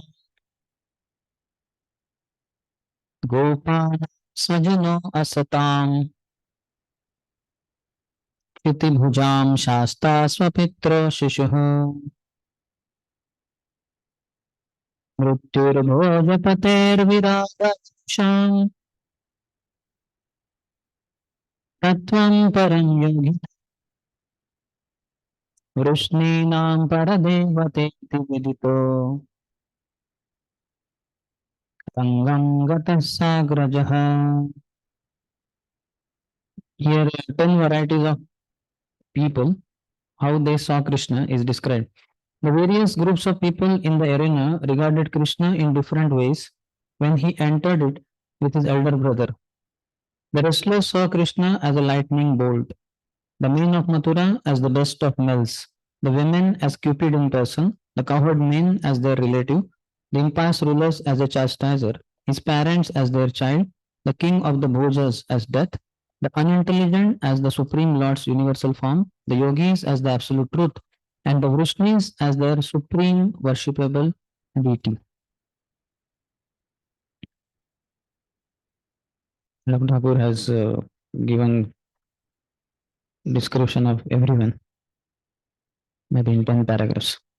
This verse shows that Krishna is the personified essential purport of all the Upanishads. Krishna, Hare Krishna.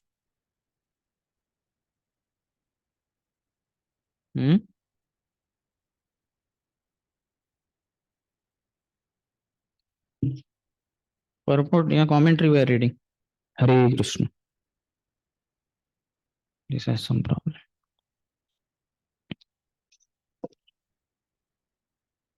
Krishna, who is declared in the Shruti to be the great original form of all rasa, Maharasa Swarupa, manifested himself within the wrestling arena to the different types of people present in accordance with their particular mentalities.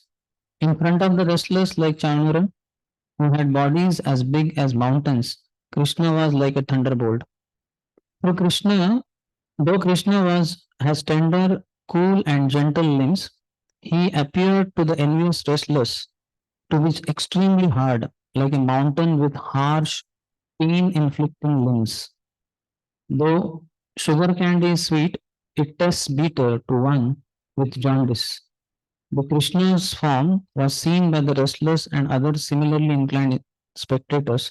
They did not taste the real form, Rasa Swarupa, of the Lord, but rather experienced Rasabhas in their hearts. So, these two things, Rasa Swarupa and Rasabhas. Who experienced Rasa Swarupa, the real form of the Lord? Those who had a proper attitude towards Krishna, and those who were envious others. So, are them Rasabhas. For the men of Mathura, who were non-envious from their very birth and endowed with a generalized mode of pure love, Krishna appeared as the best of men, possessing the most excellent qualities and performing the most amazing and extraordinary pastimes. Because the minds of these men were situated in pure goodness, they appreciated Krishna's true identity as the best of males and thus they relished the mellow of astonishment, Vismaya Rasa. So many rasas are explained. They had Vismaya Rasa, Mallanam, Ashnirmunam. So that was earlier. What was theirs? They have Rasabhas only. Naravaraha, Nurnam Naravaraha. For the men of Mathura, as the best of males. They had Vismaya Rasa. The young women, Strinam Smaro Murtiman, the young women of Mathura, who were without any trace of material lust and full of prema, appreciated Krishna's true identity as the original Cupid. Therefore, within their hearts, Krishna manifested the mode of conjugal affection, Ujjvala Rasa. By the use of the word Murtiman, incarnation or embodiment, as a modifying adjective for Smaraha, Cupid, it indicates that all other realizations are limbs or expansions of this particular Swarupa, Krishna's form as the transcendental Cupid, Kamdev. So they were quite on an advanced platform, so they could relish this with Krishna. In Gayatri Mantra, also the topmost is Kam Gayatri. So there Krishna is described as a transcendental Cupid. The cowherd boys appreciated Krishna's true identity, Swarupa, as their intimate friend, Gopanam Swajano, as their true intimate friend. Thus, among them, he manifested the moods of friendship, Sakhyaras, and the mellow of humor, Hasyaras. So, Sakhyaras is primary ras and Hasyaras is secondary ras, but both. Sakhyaras will have many times this Hasyaras. The impious kings, Asatam, Kshitibhujam, Shasta. The impious kings who were burdening the earth and offending the Lord's devotees saw Krishna as their destroyer. But since being the destroyer is not the Swarupa of Krishna, who is the well-wisher of all and a reservoir of unlimited pleasure, persons like the restless could not appreciate Krishna's true identity. Among them, Krishna manifested Rasabhas in the mood of anger, Raudra Ras. So Raudra Ras, secondary Ras is experienced. But kind of Rasabhas only, because they are not able to understand his true identity. For his parents, Swapitroho Shishuhu, Nanda and Vasudev, or else Vasudev and Devaki. These are the two ways they are described. Either Vasudev Devaki, they both were there, or Nanda and Vasudev. Krishna appeared as a baby, indicating that they appreciated his Swarupa, since being the son of Nanda and Vasudeva are both his true identity. Thus, they experienced the mood of parental love, Vatsalyaras, and also the mood of compassion, Karunaras, because they saw that they were persons present who wanted to hurt Krishna. There were persons present who wanted to hurt Krishna. So, Vatsalyaras may not have always Karunaras, but this situation is thus that all others there in the wrestling arena, they are bent upon killing Krishna. So, Karunaras will naturally arouse. That is aroused in Vasudeva Devaki and Nanda Maharaj. Kamsa, the king of the Bhojas, Mrityor Bhojapatir. Kamsa, the king of the Bhojas, saw Krishna as death. Krishna, who is a stream of sweet, intoxicating nectar, does not have a swarupa of death. Thus, Kamsa did not really test Krishna, but simply got a dim reflection of transcendental test, Abhas, in the mood of fright, Bhayanak Rasa. So, he experienced the secondary Rasa of Bhayanak. But again, this is Rasa Bhas, because Kamsa doesn't have proper disposition towards Krishna. So Kamsa's ignorant priests, Virad Avidusham. To Kamsa's ignorant priests and other offenders, Krishna appeared as an ordinary mundane person. Such bewildered persons said, just see, what sort of Supreme Lord is this that steals others' wives and slaughters cows and other innocent creatures? Indeed, even now his limbs are contaminated with the bones and blood of some living being, which is wicked even for ordinary men. Thus, Krishna is most repulsive to look at. Since such extremely sinful blasphemers who were unintelligent and more fallen than demons like Kamsa had no attraction for Krishna, their mood was a rasabhas of ghastliness, vibhasaras. For the yogis such as Sanaka, Krishna was the supreme truth in person, the Param Brahma, which means that they did not appreciate Krishna's true identity. In them, Krishna manifested the mellow of neutrality, Shantaras. The members of the Roshni dynasty saw Krishna as their most worshipable Supreme Lord. They tested his Swarupa in the mood of servitude. And so, Tattvam Param Yoginam, Roshninam Paradevata iti. The members of the Roshni dynasty saw Krishna as their most worshipable Supreme Lord. They tested his Swarupa in the mood of servitude, Dasiras. Among the 10 types of people described in the arena, 4, being inimical to Krishna, were unable to appreciate the transcendental modes of relationship with him and thus could not taste the real rasa of Krishna, who is the source of all rasa. The other 6 classes of persons relished 8 rasas. The Upanishads say, Raso vai saha rasaha hi ayam labdhanandi bhavati. The Supreme Lord is the very form of rasa. Having tested that rasa or most astonishing bliss, the living entity becomes completely blissful. It is confirmed here in the 10th canto's description of Kamsa's wrestling match that Krishna is the rasa, rasa vai saha. The above statement on rasa from the Upanishads means that though a person may be blissful, rasa vai saha rasahi ayam labdhva anandi bhavati. If he attains Krishna, tam labdhva, who is rasa personified, he then becomes completely full of bliss, ananda bhavati. The person may be, what is saying?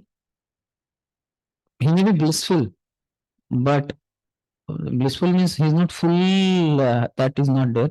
That when Krishna is added to his life, he attains Krishna, then who is rasa personified, then he becomes completely full of bliss.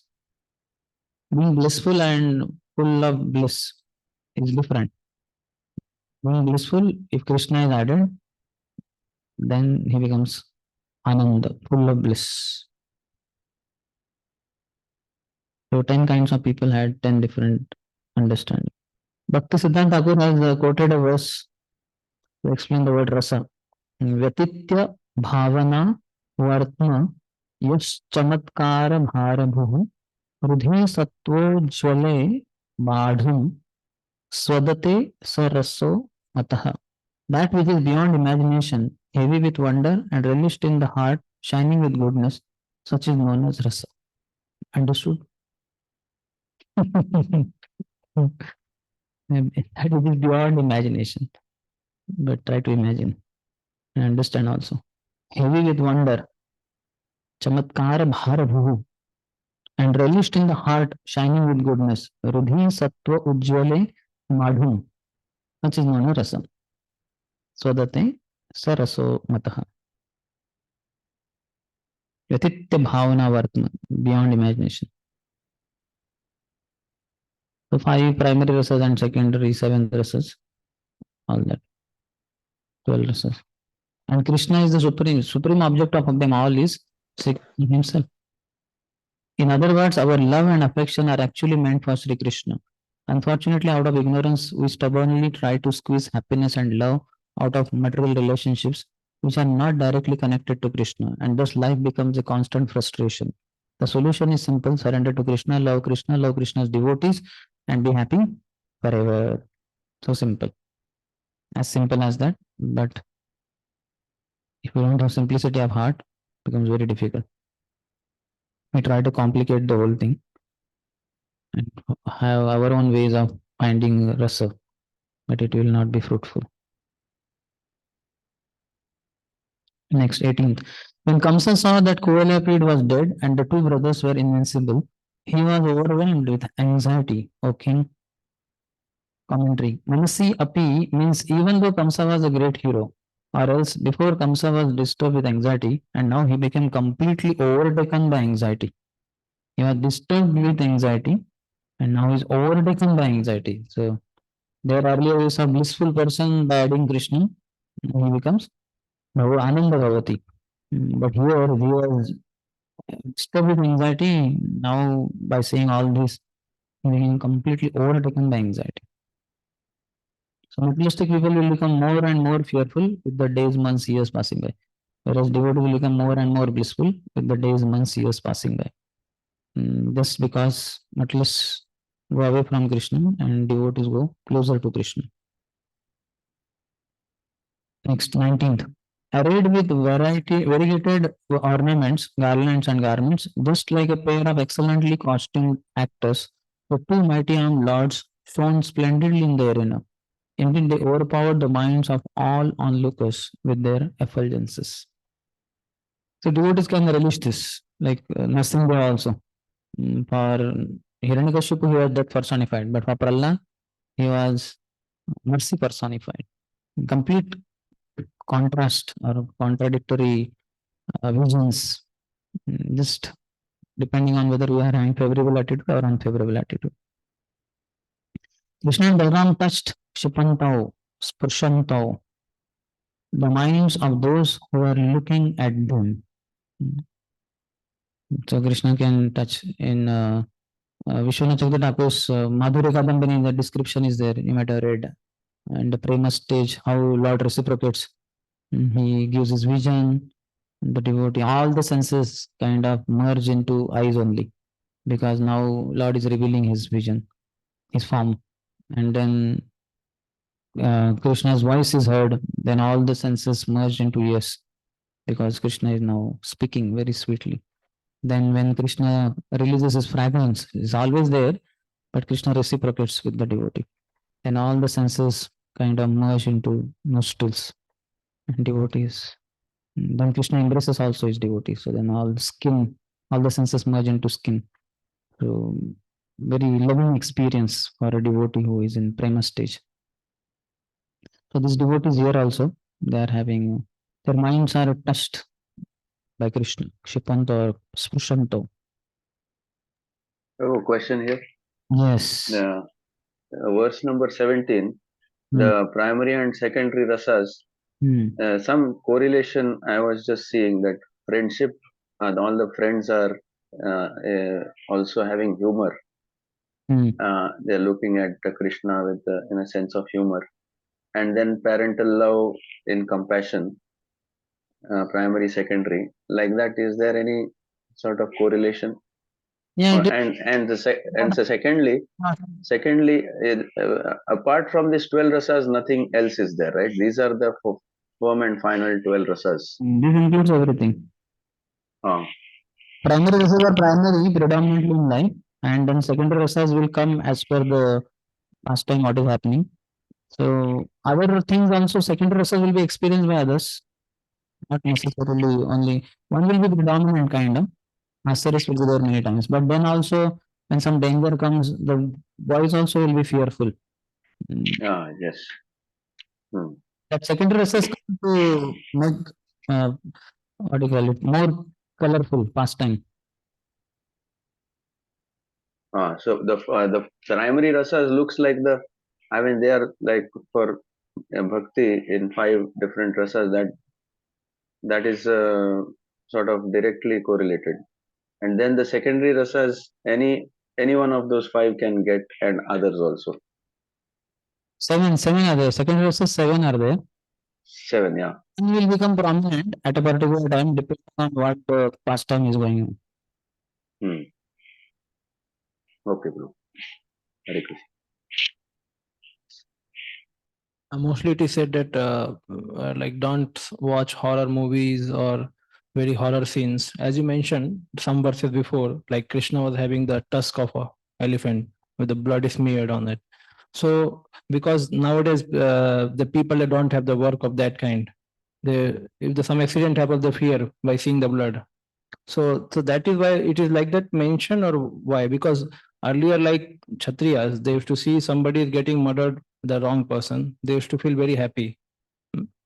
So when it is said for children as well as for adults, don't see, otherwise you will be dreaming, or you will always means having a very bad kind of attitude.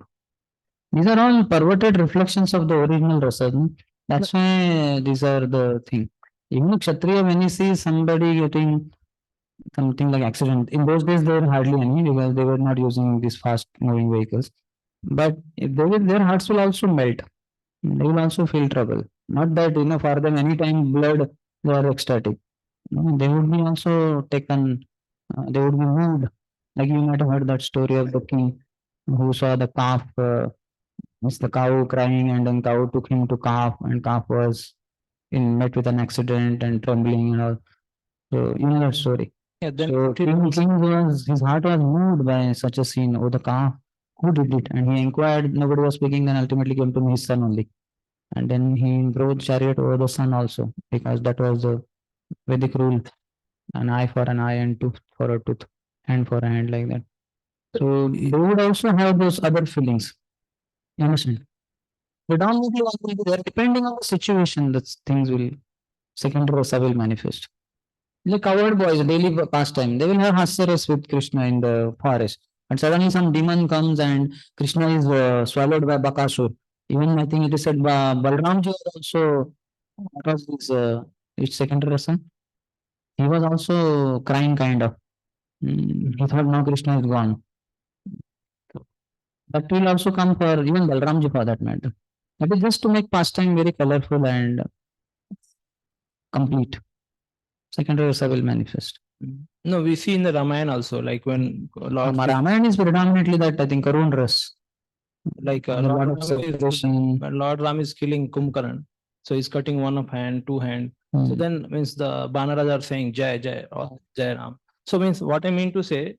So nowadays people that don't have that kind of culture seen anywhere, where some dharma somebody is fighting, or some kind of like Varnashrama is there, where Kshatriyas are really killing and protecting somebody. So therefore, mostly or Sudra only.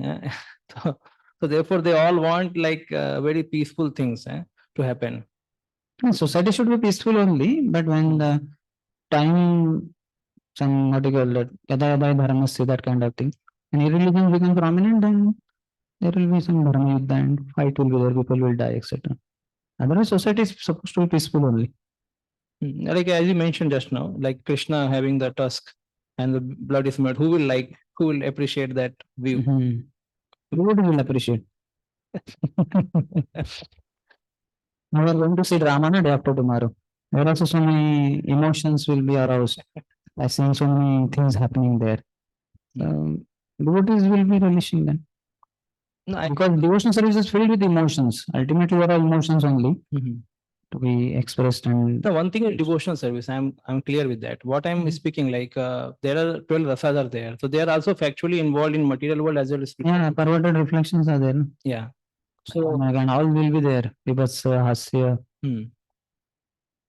But they are all perverted reflections. That leads to perpetuation of birth and death. That does not lead. Here, everything that we are coming across, this is freeing us from the cycle of birth and death. So it is about the Lord.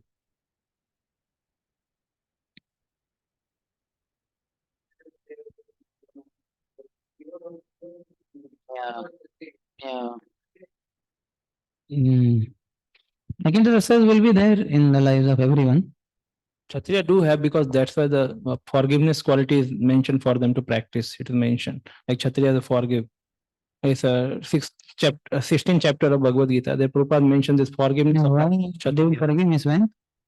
Actually, Prabhupada mentions that 16. That is okay, but when will they forgive? When for small offenses, somebody beg forgiveness, they forgive. They don't always kill anyone like that. They beg. So that's what we have to understand. Not that Kshatriya means Nisarasa only. Every time blood means they are in ecstasy. That is not the. No, it's not exclusive, but it's not totally there. Yes. Predominantly something will be there. No? Just like Shringar Ras. That means lover and beloved have to be there. No? Not like two males are there and Shringar Ras. No? That is not question. No question. And Vatsalya Ras. That means one has to be like parently figure and another has to be childlike. Not like two parents have come together and there has to be some child there. So likewise. Now you also hear that Bhishma, when shooting arrow on Krishna, when Krishna purposefully throws the blood. So there Prabhupada also mentioned this is a joy for Kshatriya when he fights in the bond. So that is the thing I was saying. Yes. Okay. Hare Krishna. Hare Krishna. Here it is mentioned there are 6 types of rasas. 12. That is what you are explaining here about this Sthayi Bhav and Sanchari Bhav. So Shanti, Sthayi, Shanta. Where are you reading from? This Tika, what you are reading.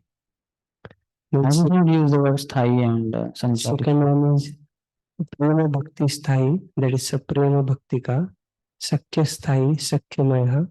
Vatsalya Sthayi, Vatsala. Rati Sthayi, Shringara.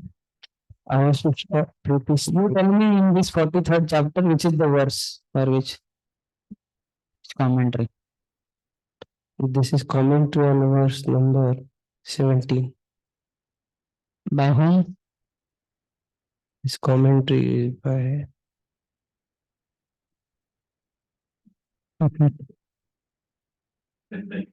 Bhavar Deepika. Sridhar Swami. Where I mean, Vishnu Thakur. Rasa. That is a lot of tattva is there. Sthayi bhava means that which is like sthayi, what you call it, that kind of permanent, you know. Then Sanchari, a particular bhava will kind of enter. Then what is there? Those terms will come here also, Vijay Thakur will use them. So they are all like Ashta Sattvic Vikar, that is manifestation. Here standing on it. That comes, I think that comes in 35th chapter. And gopis are talking about how the rivers respond to Krishna, how birds and bees respond, how the clouds respond. And so there it will come. So we'll keep it for car park. So currently you just have for the whole discussion. Okay, where were we? Anant Vijayapura has something.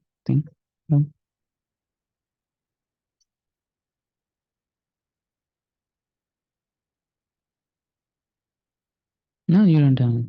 Where were we? Verse number? 19, bro. 19th. 19th we read already.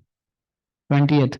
O king, as the citizens of the city and the people from outlying districts gazed upon those two supreme personalities from their seats in the galleries, the force of the people's happiness caused their eyes to open wide and their faces to blossom. They drank in the vision of the Lord's faces without becoming satiated. 20th. O king, as the citizens of the city and the people from outlying districts gazed upon those two supreme personalities from their seats in the galleries, the force of the people's happiness caused their eyes to open wide and their faces to blossom. They drank in the vision of the Lord's faces without becoming satiated. Commentary. The eyes of the people in the galleries opened like lotuses blossoming at sunrise to drink the sweetness of the faces of Krishna and Balram.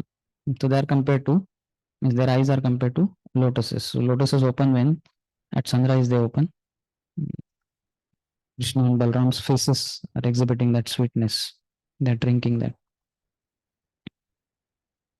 The sweetness is kind of that sunrise that falls on the lotuses on their eyes.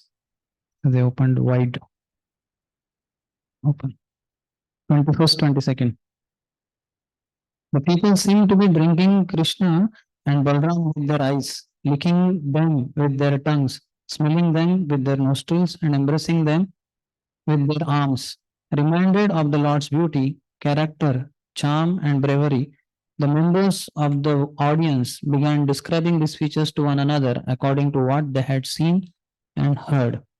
So this is also wonderful, Rasa, how things get messed up. They have heard things because they are Mathuravasis, they never saw Krishna, never saw the pastimes of Krishna, but they had been hearing them. So what all things are happening there that is being described here. So they started speaking among themselves. Commentary. This verse describes how the Mathuravasis relished the beauty of Krishna. With wide open eyes they looked, with thirsty tongues they tasted, with flared nostrils they smelled. Flared nostrils means our nostrils become swollen up. You see? Sometimes they show in cartoons and all that, but actually if that does happen. And you want to take that whole smell, then you have flared nostrils. And with open arms they embraced Sri Krishna. They began to speak about what they had seen trekking the bow and heard lifting over the hill, which they never saw, but they had heard. But not in any chronological order, because here and there they had heard. Krishna's body was very attractive with his bluish black color mixed with red blood and the elephant tusk in his hand. They remembered Krishna's qualities of heroism, the varieties of his sweetness, such as his laughter and sidelong glances, and his boldness in breaking the bow without hesitation. Having seen or heard these things, they tried to remember them, smaritaha eva, though they were not qualified, and to talk about them. Since they had not heard in Parampara properly, here and there, what they call lokatha. Lokatha. People keep talking, so like that they had heard. So that's why we'll find how they commit mistake. Commit mistake, this is not a big mistake. And demons, Krishna killed, Balram killed. Like that. Little bit messed up. The people said these two boys are certainly expansions of the Supreme Lord Narayan who have descended to this world in the home of Vasudeva. Commentary. For the audience, Krishna and Balram appear to be plenary expansions, Amshi of Narayan. 24. This one, Krishna, took birth from Mother Devaki and was brought to Gokul, where he was remained concealed all this time, growing up in the house of King Nanda. How we can see how devotees take pleasure in Krishna Katha. And in such Katha, even if there is some defect, it's not a problem. That defect is not to be seen. But Krishna is like that, devotee, religious. Now, in the presence of Krishna, also, you can see what they are relishing is Krishna Katha. Similarly, Ramayana also we see. Lord Ram relished Ramayana, isn't it? So that is the beauty of Katha. Yes. Was that of Krishna, son of Devaki, was revealed to Mathura Vasis long back, or I don't know exactly when they came to know. Because we hear that even in Gopal Champu, we heard that pastime when Krishna killed and then he had to stay in Mathura. So then Vasudeva comes because Krishna has to pacify his father Nanda Maharaj to go back. So that time he reveals that I am the son of Vasudeva. He says there also. So that time Nanda Maharaj laughs that hearing this thing. So Nanda Maharaj does not know, and they all these other Mathura Vasis they know. Good question. Anybody knows?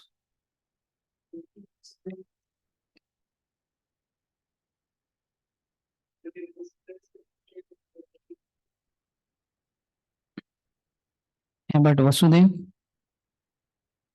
at least Vasudeva is not Nanda.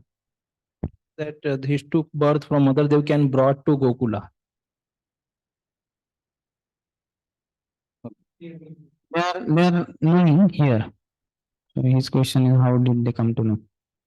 Okay, anyway, this also I would ask somebody, Kanai Krishna Prabhu knows. We'll go ahead, because at least I don't know and nobody else knows. So we'll go ahead.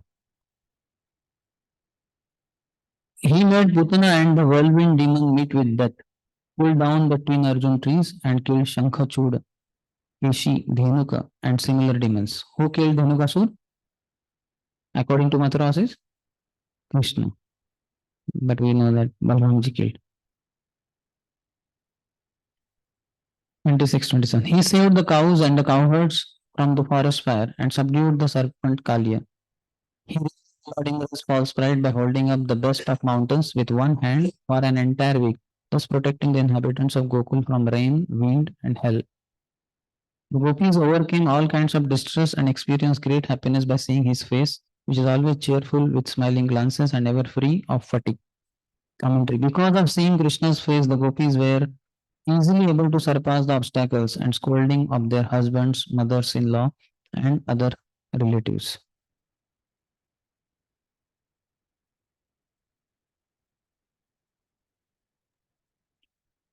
Ninth.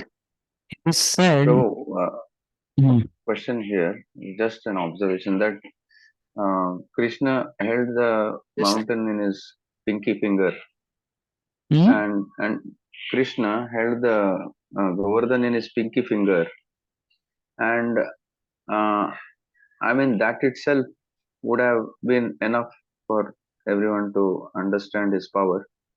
But was there anything equivalent? There was Mayavis that were even more? They could have done such a thing, and that's why Kamsa overlooked even this thing, that he could hold Govardhan on his pinky finger. Isn't that enough? I mean, all these. They will. Demons are like that only. No? That is what makes them into demons. If they were so submissive to Krishna Katha, then in the first place they won't be envious only. They never believe. Forget even being, interested in Krishna Katha. Just logically, he has held the mountain on his little pinky, and he has defeated Indra. Is there something where Kamsa says, okay, Mayavis can do this, maybe he can also do such a feat or something like that? That's why he did not see through logically also that he is all powerful. This thing I'm not sure, especially lifting of Govardhan Hill, whether Kamsa's years, any idea, anybody knows? Whether it came to, whatever demons he sent, they were killed, that he came to know. But as this lifting of Govardhan,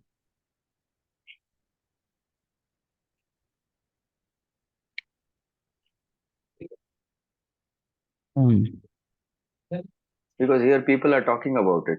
So he said, they were saying that Dhenukasur also had lifted Govardhan Hill. Then anyway, that what do you call that Rishi who took from Drona, he took from Drona, as the son of Drona was this Govardhan. So he also lifted Govardhan. So that was like okay. That was got it. Logically lifted. But more than logic, people are demoniac. So they will because even Kansa also had defeated Indra, and Kansa was lifting Kailash. So understanding all that, so we had no fear about lifting of Govardhan. Kansa had lifted Kailash. It was Ravana, right? No, Kamsa himself had lifted. It was Kansa only, and Lord Shiva, he just pressed with his toe, then his hand was trapped. So then he begged forgiveness, and then he played. That was Ravana or Kamsa? That is the question. Ravana, I thought. Kamsa. It was Ravan. I said Ravan. Kamsa, I will go ahead. Otherwise, Ramayana will happen here, and the syllabus will. What is Prabhu? Other questions? That Huh? Radha? Radha Kundimani Guru. So Radha Kundimani Yes, yes, Prabhu. Shri Guru Prabhu will meet after the class and finalize one comes. Okay. also like that Parshuram had given the bow, saying that one who breaks this, that will be ensure that that person will kill you. Okay, for sure. Yeah, Kansab. Okay, we'll go ahead. By the kind permission of devotees. Where were we? 28 was over, no? Where? Acha, that, yeah, Harivansh will have a lot of stories. Similarly, Garga Samhita, Karnavavata Puran, and many other Puranas and all. Lot of stories are there. I did not read all those Puranas. Only him referring to the Vishnu Thakur's commentary. That was 28. Isn't it? Not 29. It is said that under his full protection, the Yadu dynasty will become extremely famous and attain wealth, glory, and power. 30th. This lotus-eyed elder brother of his Lord Balram is the proprietor of the transcendental opulences. He has killed Pralamba, Vatsaka, Baka, and other demons. Who killed Vatsaka? Krishna. Who killed Bakasur? Krishna. And other demons also. Vatsak, same. Vatsasur. Commentary. First Krishna killed Vatsasur and then Bakasur. So that is okay. Later Balram vanquished Pralambasur. Later on Pralambasur was killed, but they told Pralambasur first. So the sequence is going here and there. However, the Mathuravasi speaking this verse give the wrong sequence and credit Balram as the annihilator of all these demons. The reason for the mistake is that as news of Krishna's exploits spread among ordinary people, the facts became somewhat muddled. This happens now also. Things get messed up. While the people talked in this way and the musical instruments resounded, the wrestler Chanura addressed Krishna and Balram with the following words. Chanura said, O son of Nanda, O Rama, you two are well respected by courageous men and are both skillful at wrestling. Having heard of your prowess, the king has called you here, wanting to see for himself. And commentary says, you are skillful in arm-to-arm wrestling, Niyudha. So in Vedic language, in Sanskrit anyway, so many words are there. Many we don't know. So anybody knows the difference between Astra and Shastra? Yes. By mind you invoke. Many times we say that, no? कुछ भी अस्त्र शस्त्र काम नहीं करेंगे something. But many times we may not be ourselves understanding what is astra and what is shastra. Shastra we may understand that nainam chindanti shastrani, but astra. How many of you knew the meaning of astra? What he has to? So like that, niyudha. Has anyone heard this word before? Ayudha you might have heard. Ayudha means the weapon. But niyudha, arm to arm wrestling. Niyudha kushalau shutva ragya hutau vidrukshuna.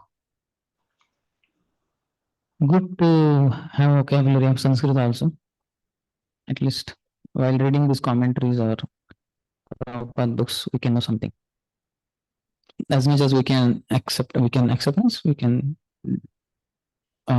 assimilate. Good to do that.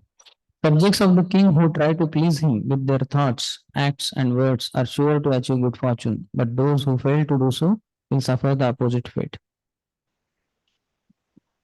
They are trying to encourage Krishna and Balram to fight. Anyway, they have come to kill them all, but these fellows don't know. It is well known that cowherd boys are always joyful as they tend their cows, and that the boys playfully wrestle with each other while grazing their animals in the various forests. Here Chanura explains how Krishna and Balram became expert at wrestling. That they embrace these cows and all. They keep wrestling and all that. So that's how they became expert with their explanation. They don't understand that Krishna and Balram are supreme personalities of Godhead. Therefore, let's do what the king wants. Everyone will be pleased with us, for the king embodies all living beings. Hearing this, Lord Krishna, who liked to wrestle and welcomed the challenge, replied with words appropriate to the time and place. Lord Krishna said, although forest dwellers, we are also subjects of the Bhoja king. We must gratify his desires, for such behavior will confer upon us the greatest benefit. We are just young boys and should play with those of equal strength. Wrestling match must go on properly so that the religion does not offend the respectable members of the audience. Commentary. Krishna said we should fight with boys our own age so that no irreligion will touch the organizers of the match. Any arrangement would be unfair. As if Krishna is quite concerned about organizers. You can see how Krishna is expert in speaking. Chanura said, so because Chanura and Mustik, so Chanura mainly speaking, so he's speaking the way trying to delude. His inner intentions is not revealing. But Krishna is also not revealing his inner intentions. He's saying, you know, we are coward boys. We should fight of boys of our age. Otherwise, it will be unfair match and irreligion. Then the organizers will be contaminated. So Krishna is always yathamam prapadyante. If somebody tries to cheat Krishna, Krishna will cheat him. Chato Shatyam is the greatest cheat among all the cheaters. Chanura said, you aren't really a child or even a young man, and neither is Balram, the strongest of the strong. After all, you playfully killed an elephant who had the strength of 1,000 other elephants. Therefore, you too should fight powerful wrestlers. There is certainly nothing unfair about that. You, O descendant of Vrishni, can show your prowess against me, and Balram can fight with Mushtik. Commentary. Chanur said, you should fight with the wrestlers who are strong like me, not with boys who do not match your strength. So before fighting, they have to assign who will fight with whom. So he's saying that Krishna will fight with me, Chanur is saying, and Balram will fight with Mushtik. Yeah, that's the end. Any question?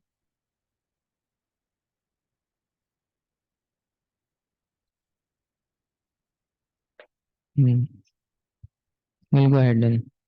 44th. Hare Krishna Prabhu. So here Krishna has already given a hint that this is irreligious because it's not. Krishna, so that point also they didn't get. Yeah, It is already. You are a devotee, you always get it, and they will never forget it. So That's what Krishna said, na bhakto si me sakha cheti rahasyami yataduttamam. You are my devotee and my friend. So you can understand this confidential mystery of Bhagavad Gita. These fellows can never understand. So only if you shower your mercy upon them. Yeah.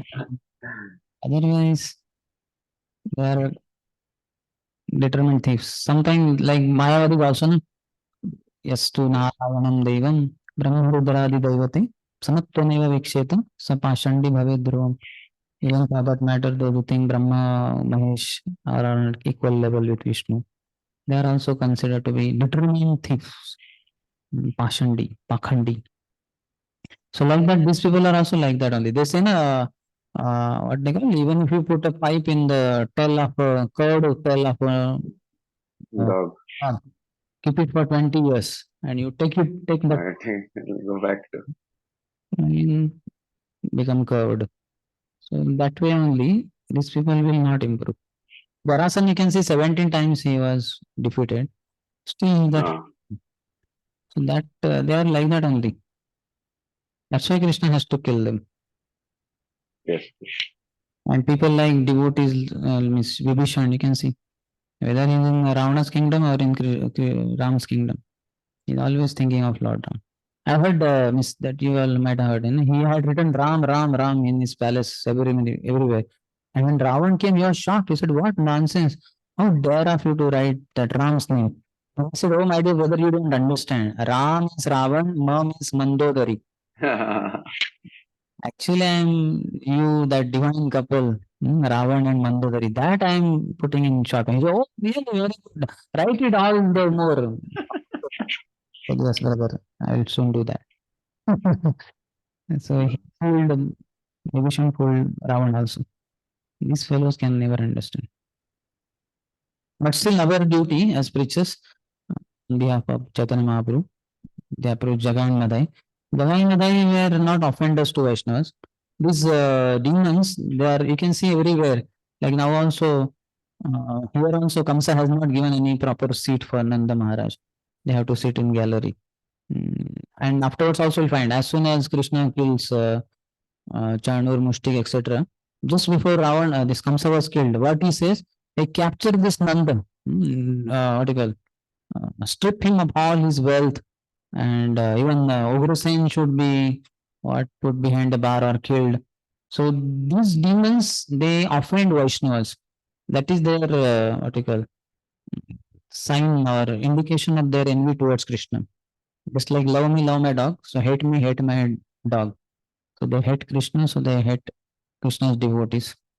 And thus, this is very prominent, which was not there in Jagai and Madai. They were very sinful, even to the extent they say that there was no sin which they had not committed, but they never committed even one offense to any Vaishnavas. So that means they were in ignorance, sheer ignorance. So they went on with their sinful activities, but they were not offenders to Vaishnava. Here, these fellows are all offenders to devotees. Same way in Rajasriya sacrifice also. It is said that there, I think Shukdev Goswami raised this question, or Acharyas explained that when Yudhishthira Maharaj was proceeding with all the events of that Rajasriya Yagya, Shishupal purposefully kept quiet. Why? Because he wants to show that how Yudhishthira is completely wrong. He has chosen the wrong person only, this Krishna. So thus the whole Yagya is spoiled. He wants to spoil the Yagya of Yudhishthira. He has envy towards Krishna, but the sign is he wants to destroy the devotees of Krishna. And Yudhishthira is one of the best devotees. So he wanted to spoil Yudhishthira's Yagya. That's why he kept quiet. But then envy was so much. At one point after he could not contain himself. So then he just blurted out, blaspheming Krishna. So that is what demarcates the two categories. But our duty is to be compassionate, especially to the innocent ones, Maitri, towards Bali Sheshu. And those who are envious, or Madhyamadikara said, he should avoid them, not become envious of them. So when we preach, we come to know who is who. We understand they are innocent, just ignorant of the knowledge. So we give them and they'll accept. Whereas those who are enemies, they will, just like innocent people may be eating meat and you tell them Hare Krishna, they'll say Hare Krishna, like that. But enemies person will never say Hare Krishna. When you say Hare Krishna, he will have frowning face and he will be very angry on you. So those are the people we avoid. Yes, bro. Hare Krishna. Any other? Okay, then we go ahead with 44th chapter, the killing of Kamsa. First verse we could recite. Shri Shukha Vacha Evam Charchita Sankalpa Bhagavan Sudana Asasadatha Chanuram Mushtikam Rohini Sutaha. Shukdev Goswami said, thus addressed, Lord Krishna made up his mind to accept the challenge. He paired off with Chanura and Lord Balram with Mushtika. Commentary. This chapter describes the killing of Kamsa and the restless, the consolation of the Kamsa's wives, and Krishna and Balram's meeting with their parents. Thinking with determination, Charchita Sankalpo, I will kill Chanura, Krishna approached him. Even Charchita Sankalpa, that is, he has commented that I will kill. So Krishna is only Shakti, so Ichha Shakti. So Ichha Shakti became very prominent. I will kill this person. and then he will kill him anyway. Second, seizing each other's hands and locking legs with each other, the opponent struggled powerfully, eager for victory. So now a lot of description of fight, how they fought with each other. Third, they each struck fists against fists, knees against knees, head against head, and chest against chest. We have seen this in the wrestling matches, how they do that. Commentary. Aratni refers to making a feast with all the fingers except the little finger. In this also so many details are there. So can you imagine making feast out of all the fingers except the little finger? It will look like this is very precarious or what you call very weak. What if that little finger gets twisted because it is out there? In the fight it may, but they know how to use it. They will never put themselves in a weak position. So this is one of the ways.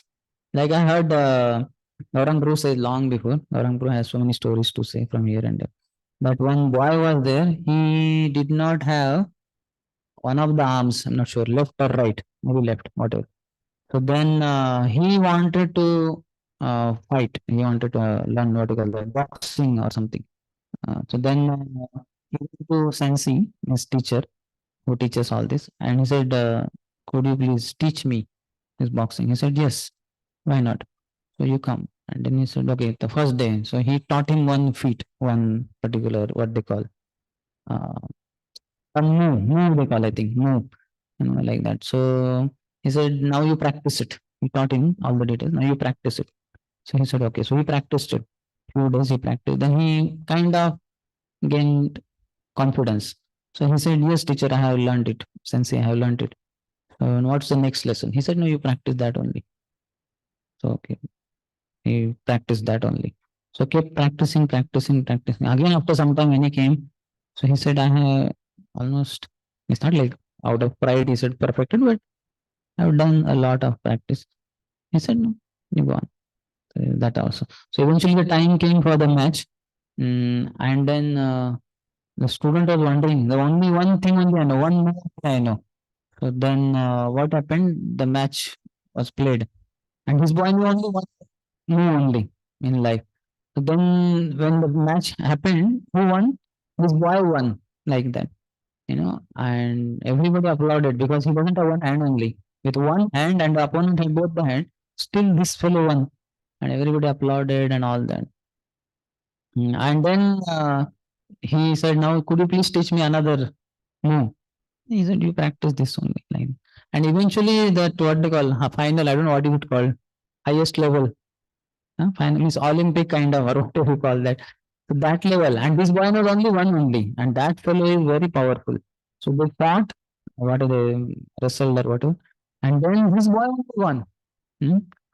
And everybody applauded. My God, in Olympics or what you call that, final level, with one hand only. So then whole thing, he got award, everything. Then they were coming back, only Sensei and boy. So they were returning silently walking. Both are kind of silent in their walking. So then the sensei said, "Master, you never taught me any other move like that. You taught me only one." And wondering, wonderful that, with that only I could win both that ordinary match as well as this final match also. How come like that? So then the sensei says, "For the one move that I have taught you, the only way to retaliate is to catch the left hand of the opponent, which you don't have only." So your opponent becomes weak. You can't do anything about it. So with that one, it was enough. Because for this, with you, nobody can do it. You don't have only. So he was wondering. So Gaurang Guru says, like, what faith one should have in Guru. You have faith in Guru. Yasya deve para bhakti, yatha deva tatha guru, tasyati kathitartha, akashante mahatma. If somebody may say, "Arey, come on, I have to fight such a huge match and you, what nonsense, I will go to another teacher. I should learn at least some 10, 15 moves. Hundreds of moves are there. Only one, I will die there." No, he also kept faith. That is his greatness. And he won also. Like So there are many things in this. That ninja, how many of you knew ninja before Danny Pro? First time in life I heard that ninja. I was wondering what is the ninja? Is ninja? Then I understood that whole thing is called a ninja. I really don't know. Somebody showed in Bhagavatam class. No, I cannot show the ninja. If I show the ninja page, your classes will end here only. Though that will be extreme pleasure for you. You will celebrate my disappearance day. बताते बोलते बोलते प्रभु जी ने प्राण त्याग दिए. इतना घुस गए वो, भावावेश हो गया उनका कि शरीर ही त्याग दिया उन्होंने. और उन लोगों में से हुई नहीं इतना भावावेश हो जाए. But ninja means I cannot explain too much. That they sort of martial arts. One style in martial art. So in that they kind of somersaulting in the air and all that, and they land on the ground and something like that. But it comes from Japanese, I think, ninjutsu, like that. From their origin is there, ninja. The Danny Prabhu who came here, white complexion. So he is number 1 in the world for ninja. And now he's dancing in our kirtan. Hare Krishna, Krishna Krishna, Hare Hare, Hare Ram, Ram Ram, Hare Hare. Danny Prabhu, American, short. He's not here. He left back to, I don't know where he's gone. Navy boys, huh? He's in Navy boys. He's cooking there too. Ninja too.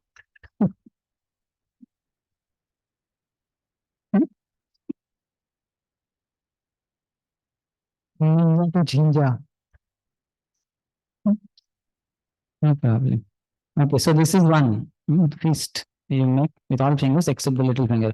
Wrestling with such a pair of fists is very difficult and thus unheard of, whereas wrestling is generally done with open hands.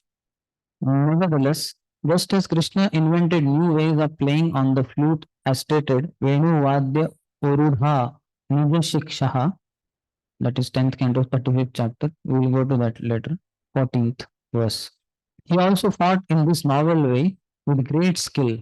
Though Chanura experienced great difficulty with this, he accepted this style out of pride in his own ability as a heroic wrestler. This is third verse of 44th chapter. Aratni is being explained. What is Aratni? You clench all your fists, all your fingers in a fist except little finger. So Chanura was not experienced in this. But because he has pride comes before a fall. So they don't want to show that I don't know. One should be open also. Anyway, this fellow will never open up.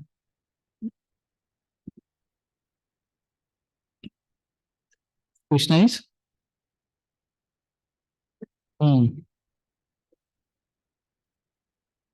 Krishna was huge also. His that explanation is there. I don't know which Acharya, maybe Roshan Chandra Thakur says that from childhood only Yashodamai fed him milk and all that. So though he was always, means he was 4 years plus always. So though he left at the age of 11, but he was like 16-year kind of. In tenderness and all, he will appear young, but body is grown up. Equal or not, that I don't know, but quite grown up. Little difference, like Afzal Khan and Shivaji. Afzal Khan was 7 feet or something. Shivaji was quite short. But anyway, you may say that he used tactic, not the physical strength. But Krishna was, I don't know, the photos show that he's slightly smaller in height. So that is okay. So that fellow will bend. He wants to smash Krishna's head with his head. So he will bend. How long? Means how tall? Yeah. No need to worry. Krishna, Yatamam Prapadyantan. He is big, then Krishna will also be, so to say, big. Fourth, each fighter contended with his opponent by dragging him about in circles, throwing and crushing him, throwing him down and running before and behind him. There are all different ways. There are all Sanskrit terms are there. Paribrahmana, Vikshepa, Parirambha, Avapatanai, Utsarpa, Anapasarpanais, Chanyonyam, Pratyanrumbutam. Paribrahmana means grabbing the other by the hands and whirling him around. Whirling him around. But how? Any wrestler here? No. Vikshepa means showing. What is showing? Pushing. The word parirambha indicates crushing one's opponent with one's arms. To crush him. Avapatanai means throwing down the foe. That is easy in one sense for understanding. Utsarpana means releasing and running in front of the other. And apasarpanai means going behind him. In this way, they countered each other's moves. They were bona fide steps in fight.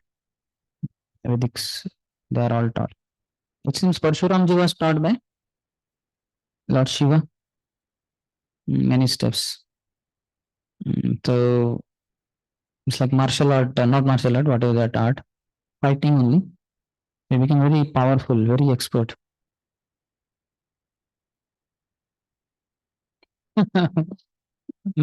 Basically, when you get trained, you are trained in all these aspects. Ultimately, what you may use, that is different. But just like Pandavas also were taught. They are taught these are all things they should know, and they are taught also. Krishna? No, he has not gone anywhere. All arts come from him. All fights, all tactics, everything. Next one. Forcefully lifting and carrying each other, pushing each other away and holding each other down, the fighters hurt even their own bodies in their great eagerness for victory. This happens in the movies. You might have seen how while fighting, even sometimes hero maybe apparently, but here Vishnu Thakur's commentary reveals how Krishna cannot be hurt. Utthapanam means pressing together the knees and feet of a fallen opponent and picking him up. Now I cannot explain all this. I don't know whether you are understanding. They are all different ways of fighting. So they are all very elaborately taught to all those. In Sivs, our Hanumanji also taught to whom, or he was taught by Lord Shiva. Hanumanji was also taught by Lord Shiva. All these things in great details. Saraswati taught him that and many others. So Shiva taught him many details and tested him also like anything. But Hanumanji passed all the tests and became a very powerful wrestler. Unnayanam means lifting the opponent with one's hands and carrying him around. Chalanam means pushing away the opponent who is holding onto one's throat. Like he is catching, and so you imagine you have to push him away. At other times, they would fix themselves firmly, sthapanai, so that the opponent could not move them. Like Madhvacharya, he put his foot down to that wrestler, Kadanj or somebody, and said, okay, we'll fight. You just move my toe. And that fellow, he was not moving only. Then he applied force and then both the hands tried like anything, half an hour, sweating. He sat down only. No question of him moving. Another time, the other fellow, two powerful wrestlers, they said, you fight with us. He said, okay, I will go on reciting the verses of Aittariya Upanishad and you choke my throat like that. So both of them stood on his left and right and caught his neck and strangled like anything. And he was going on sweetly reciting Aittariya Upanishad verses, which were his favorite. And this fellow tried, and completely tired. They gave up. So, anyway, he's also Hanumanji, Madhvacharya. So he knows all that. from previous ages, Treta Yuga only. So they were very powerful. They would learn all this and they would perform a lot of austerities. Thus, attacking one another, they injured even their own bodies. Although Krishna and Balaram did not, of course, harm themselves, it appeared that way to the spectators. So Krishna will arouse in them some feeling like Karun, Rasa, etc. Secondary Rasa will manifest in some, means in all, but depending on which primary Rasa they have. Like that. The boys may be thrilled by seeing this. And hi, Kana, take care. How come you are falling apart? Like, so for them it may not be Karun Ras, but Vismay Ras kind of wonders, eh? Kana, why is he off guard? He should not. But then those who are in Vatsalya, they will feel, oh, these standard-limbed boys, they are thrown down by this powerful Chandura and Mushtik. Secondary rasas manifest.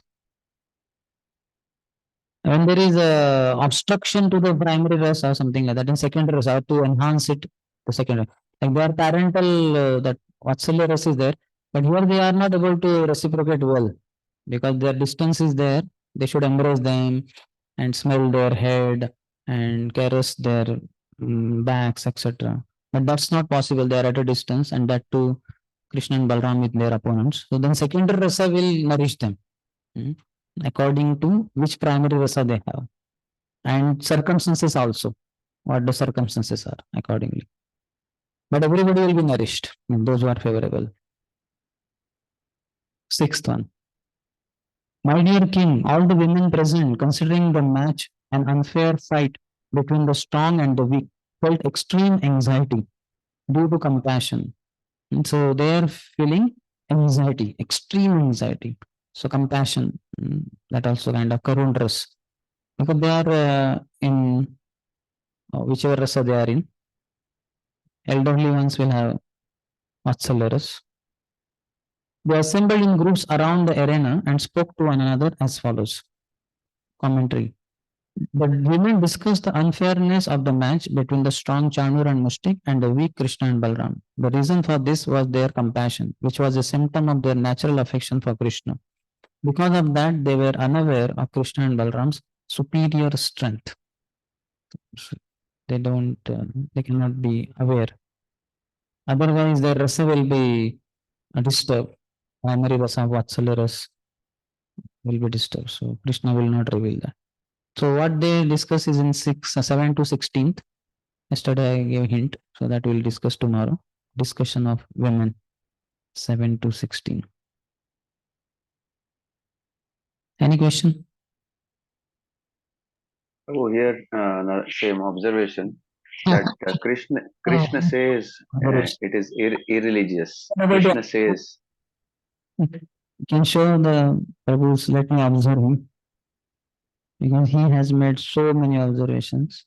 I should have an observation. Hare Krishna, Prabhu. Hare Krishna. I am having, I don't know, what is it called? Lateral observation. Oh. Cannot have front view. So here I was just saying that Krishna actually he has said already that it's irreligious. And exactly the women catch that point. I cannot. What he said? Again, could you say? Previously, Krishna warns that this is irreligious because you are strong. We should be fighting with our age group. And the same point the women are catching here directly. So, immediately. So they are so much in sync. So much? So much in sync with Krishna. Computer language. Basically, that will always be there. That's how the rasa will be enhanced, or that will be relished. Otherwise, Krishna says, "What is this? This is nothing for me. You are nothing." Yes, yes. And the women also say, "Arey, inke kya pata nahi." Krishna will blow off all this. That will not be the case. And all these feelings will be there, and that is how life will be complete, and it will be what you call relishable. That's why the movies are also Yes. made, na Prabhu. You see the movies, how they will suddenly show the hero is fallen down, he got a cut or hand is something like that twisted. So that they all show where is it coming from? Originally coming from all this Krishna Katha, Ram Yes. Katha. And that is how Krishna Yes. reciprocates with all the different varieties of devotees in different rasas. The secondary rasas will manifest depending on the primary rasa and the situation. So Yes, Lord. now women are feeling in a different way. Krishna is just, as I said earlier only, that he's Shatoshatyam. He's the greatest cheat among all the cheaters. They are trying to cheat Krishna, saying that, we know you are not some ordinary boys. You have killed so many demons, and just now we saw you killed Koalapit, such a huge elephant. So we are matched with you, like that. Yeah. Krishna is cheating them, whereas these women are genuinely feeling as their mothers, kind of. They will naturally. In that rasa there is reciprocation. So that is natural, and that is how. No. Yes. Yes, The Prabhu. observation is nice. That he mentioned that was Ravana, not Kansa. Kailash. Yes. Powerful observation. Yes, he's observing you for many years. Any other question? Online devotees?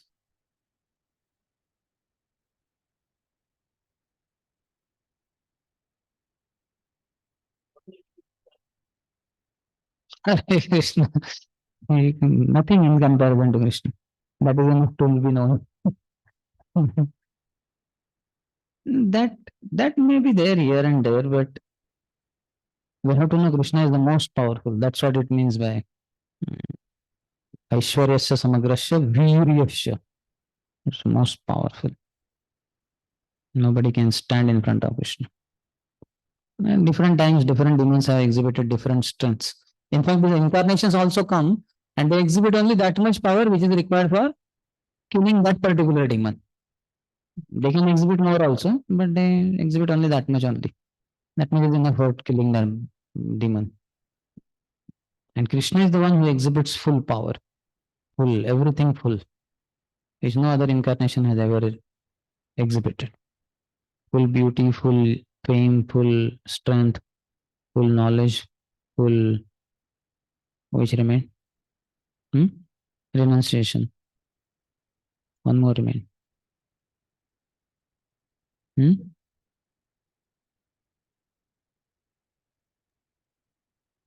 Which one? This one? 5,000 people, huh? Sure? Sure, no? So, but Ramayana also, I had been hearing 300 people for lifting it. Suddenly here somebody said, how many? Huge number was told. Something like this, 10,000. I was wondering.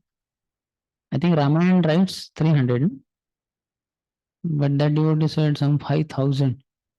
Wondering 5,000 kahan se aa gaye? So sometimes that whole thing is no problem.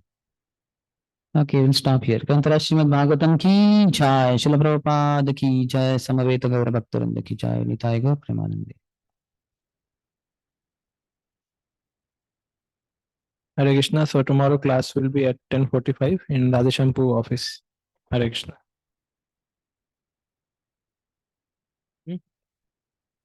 Maharaj.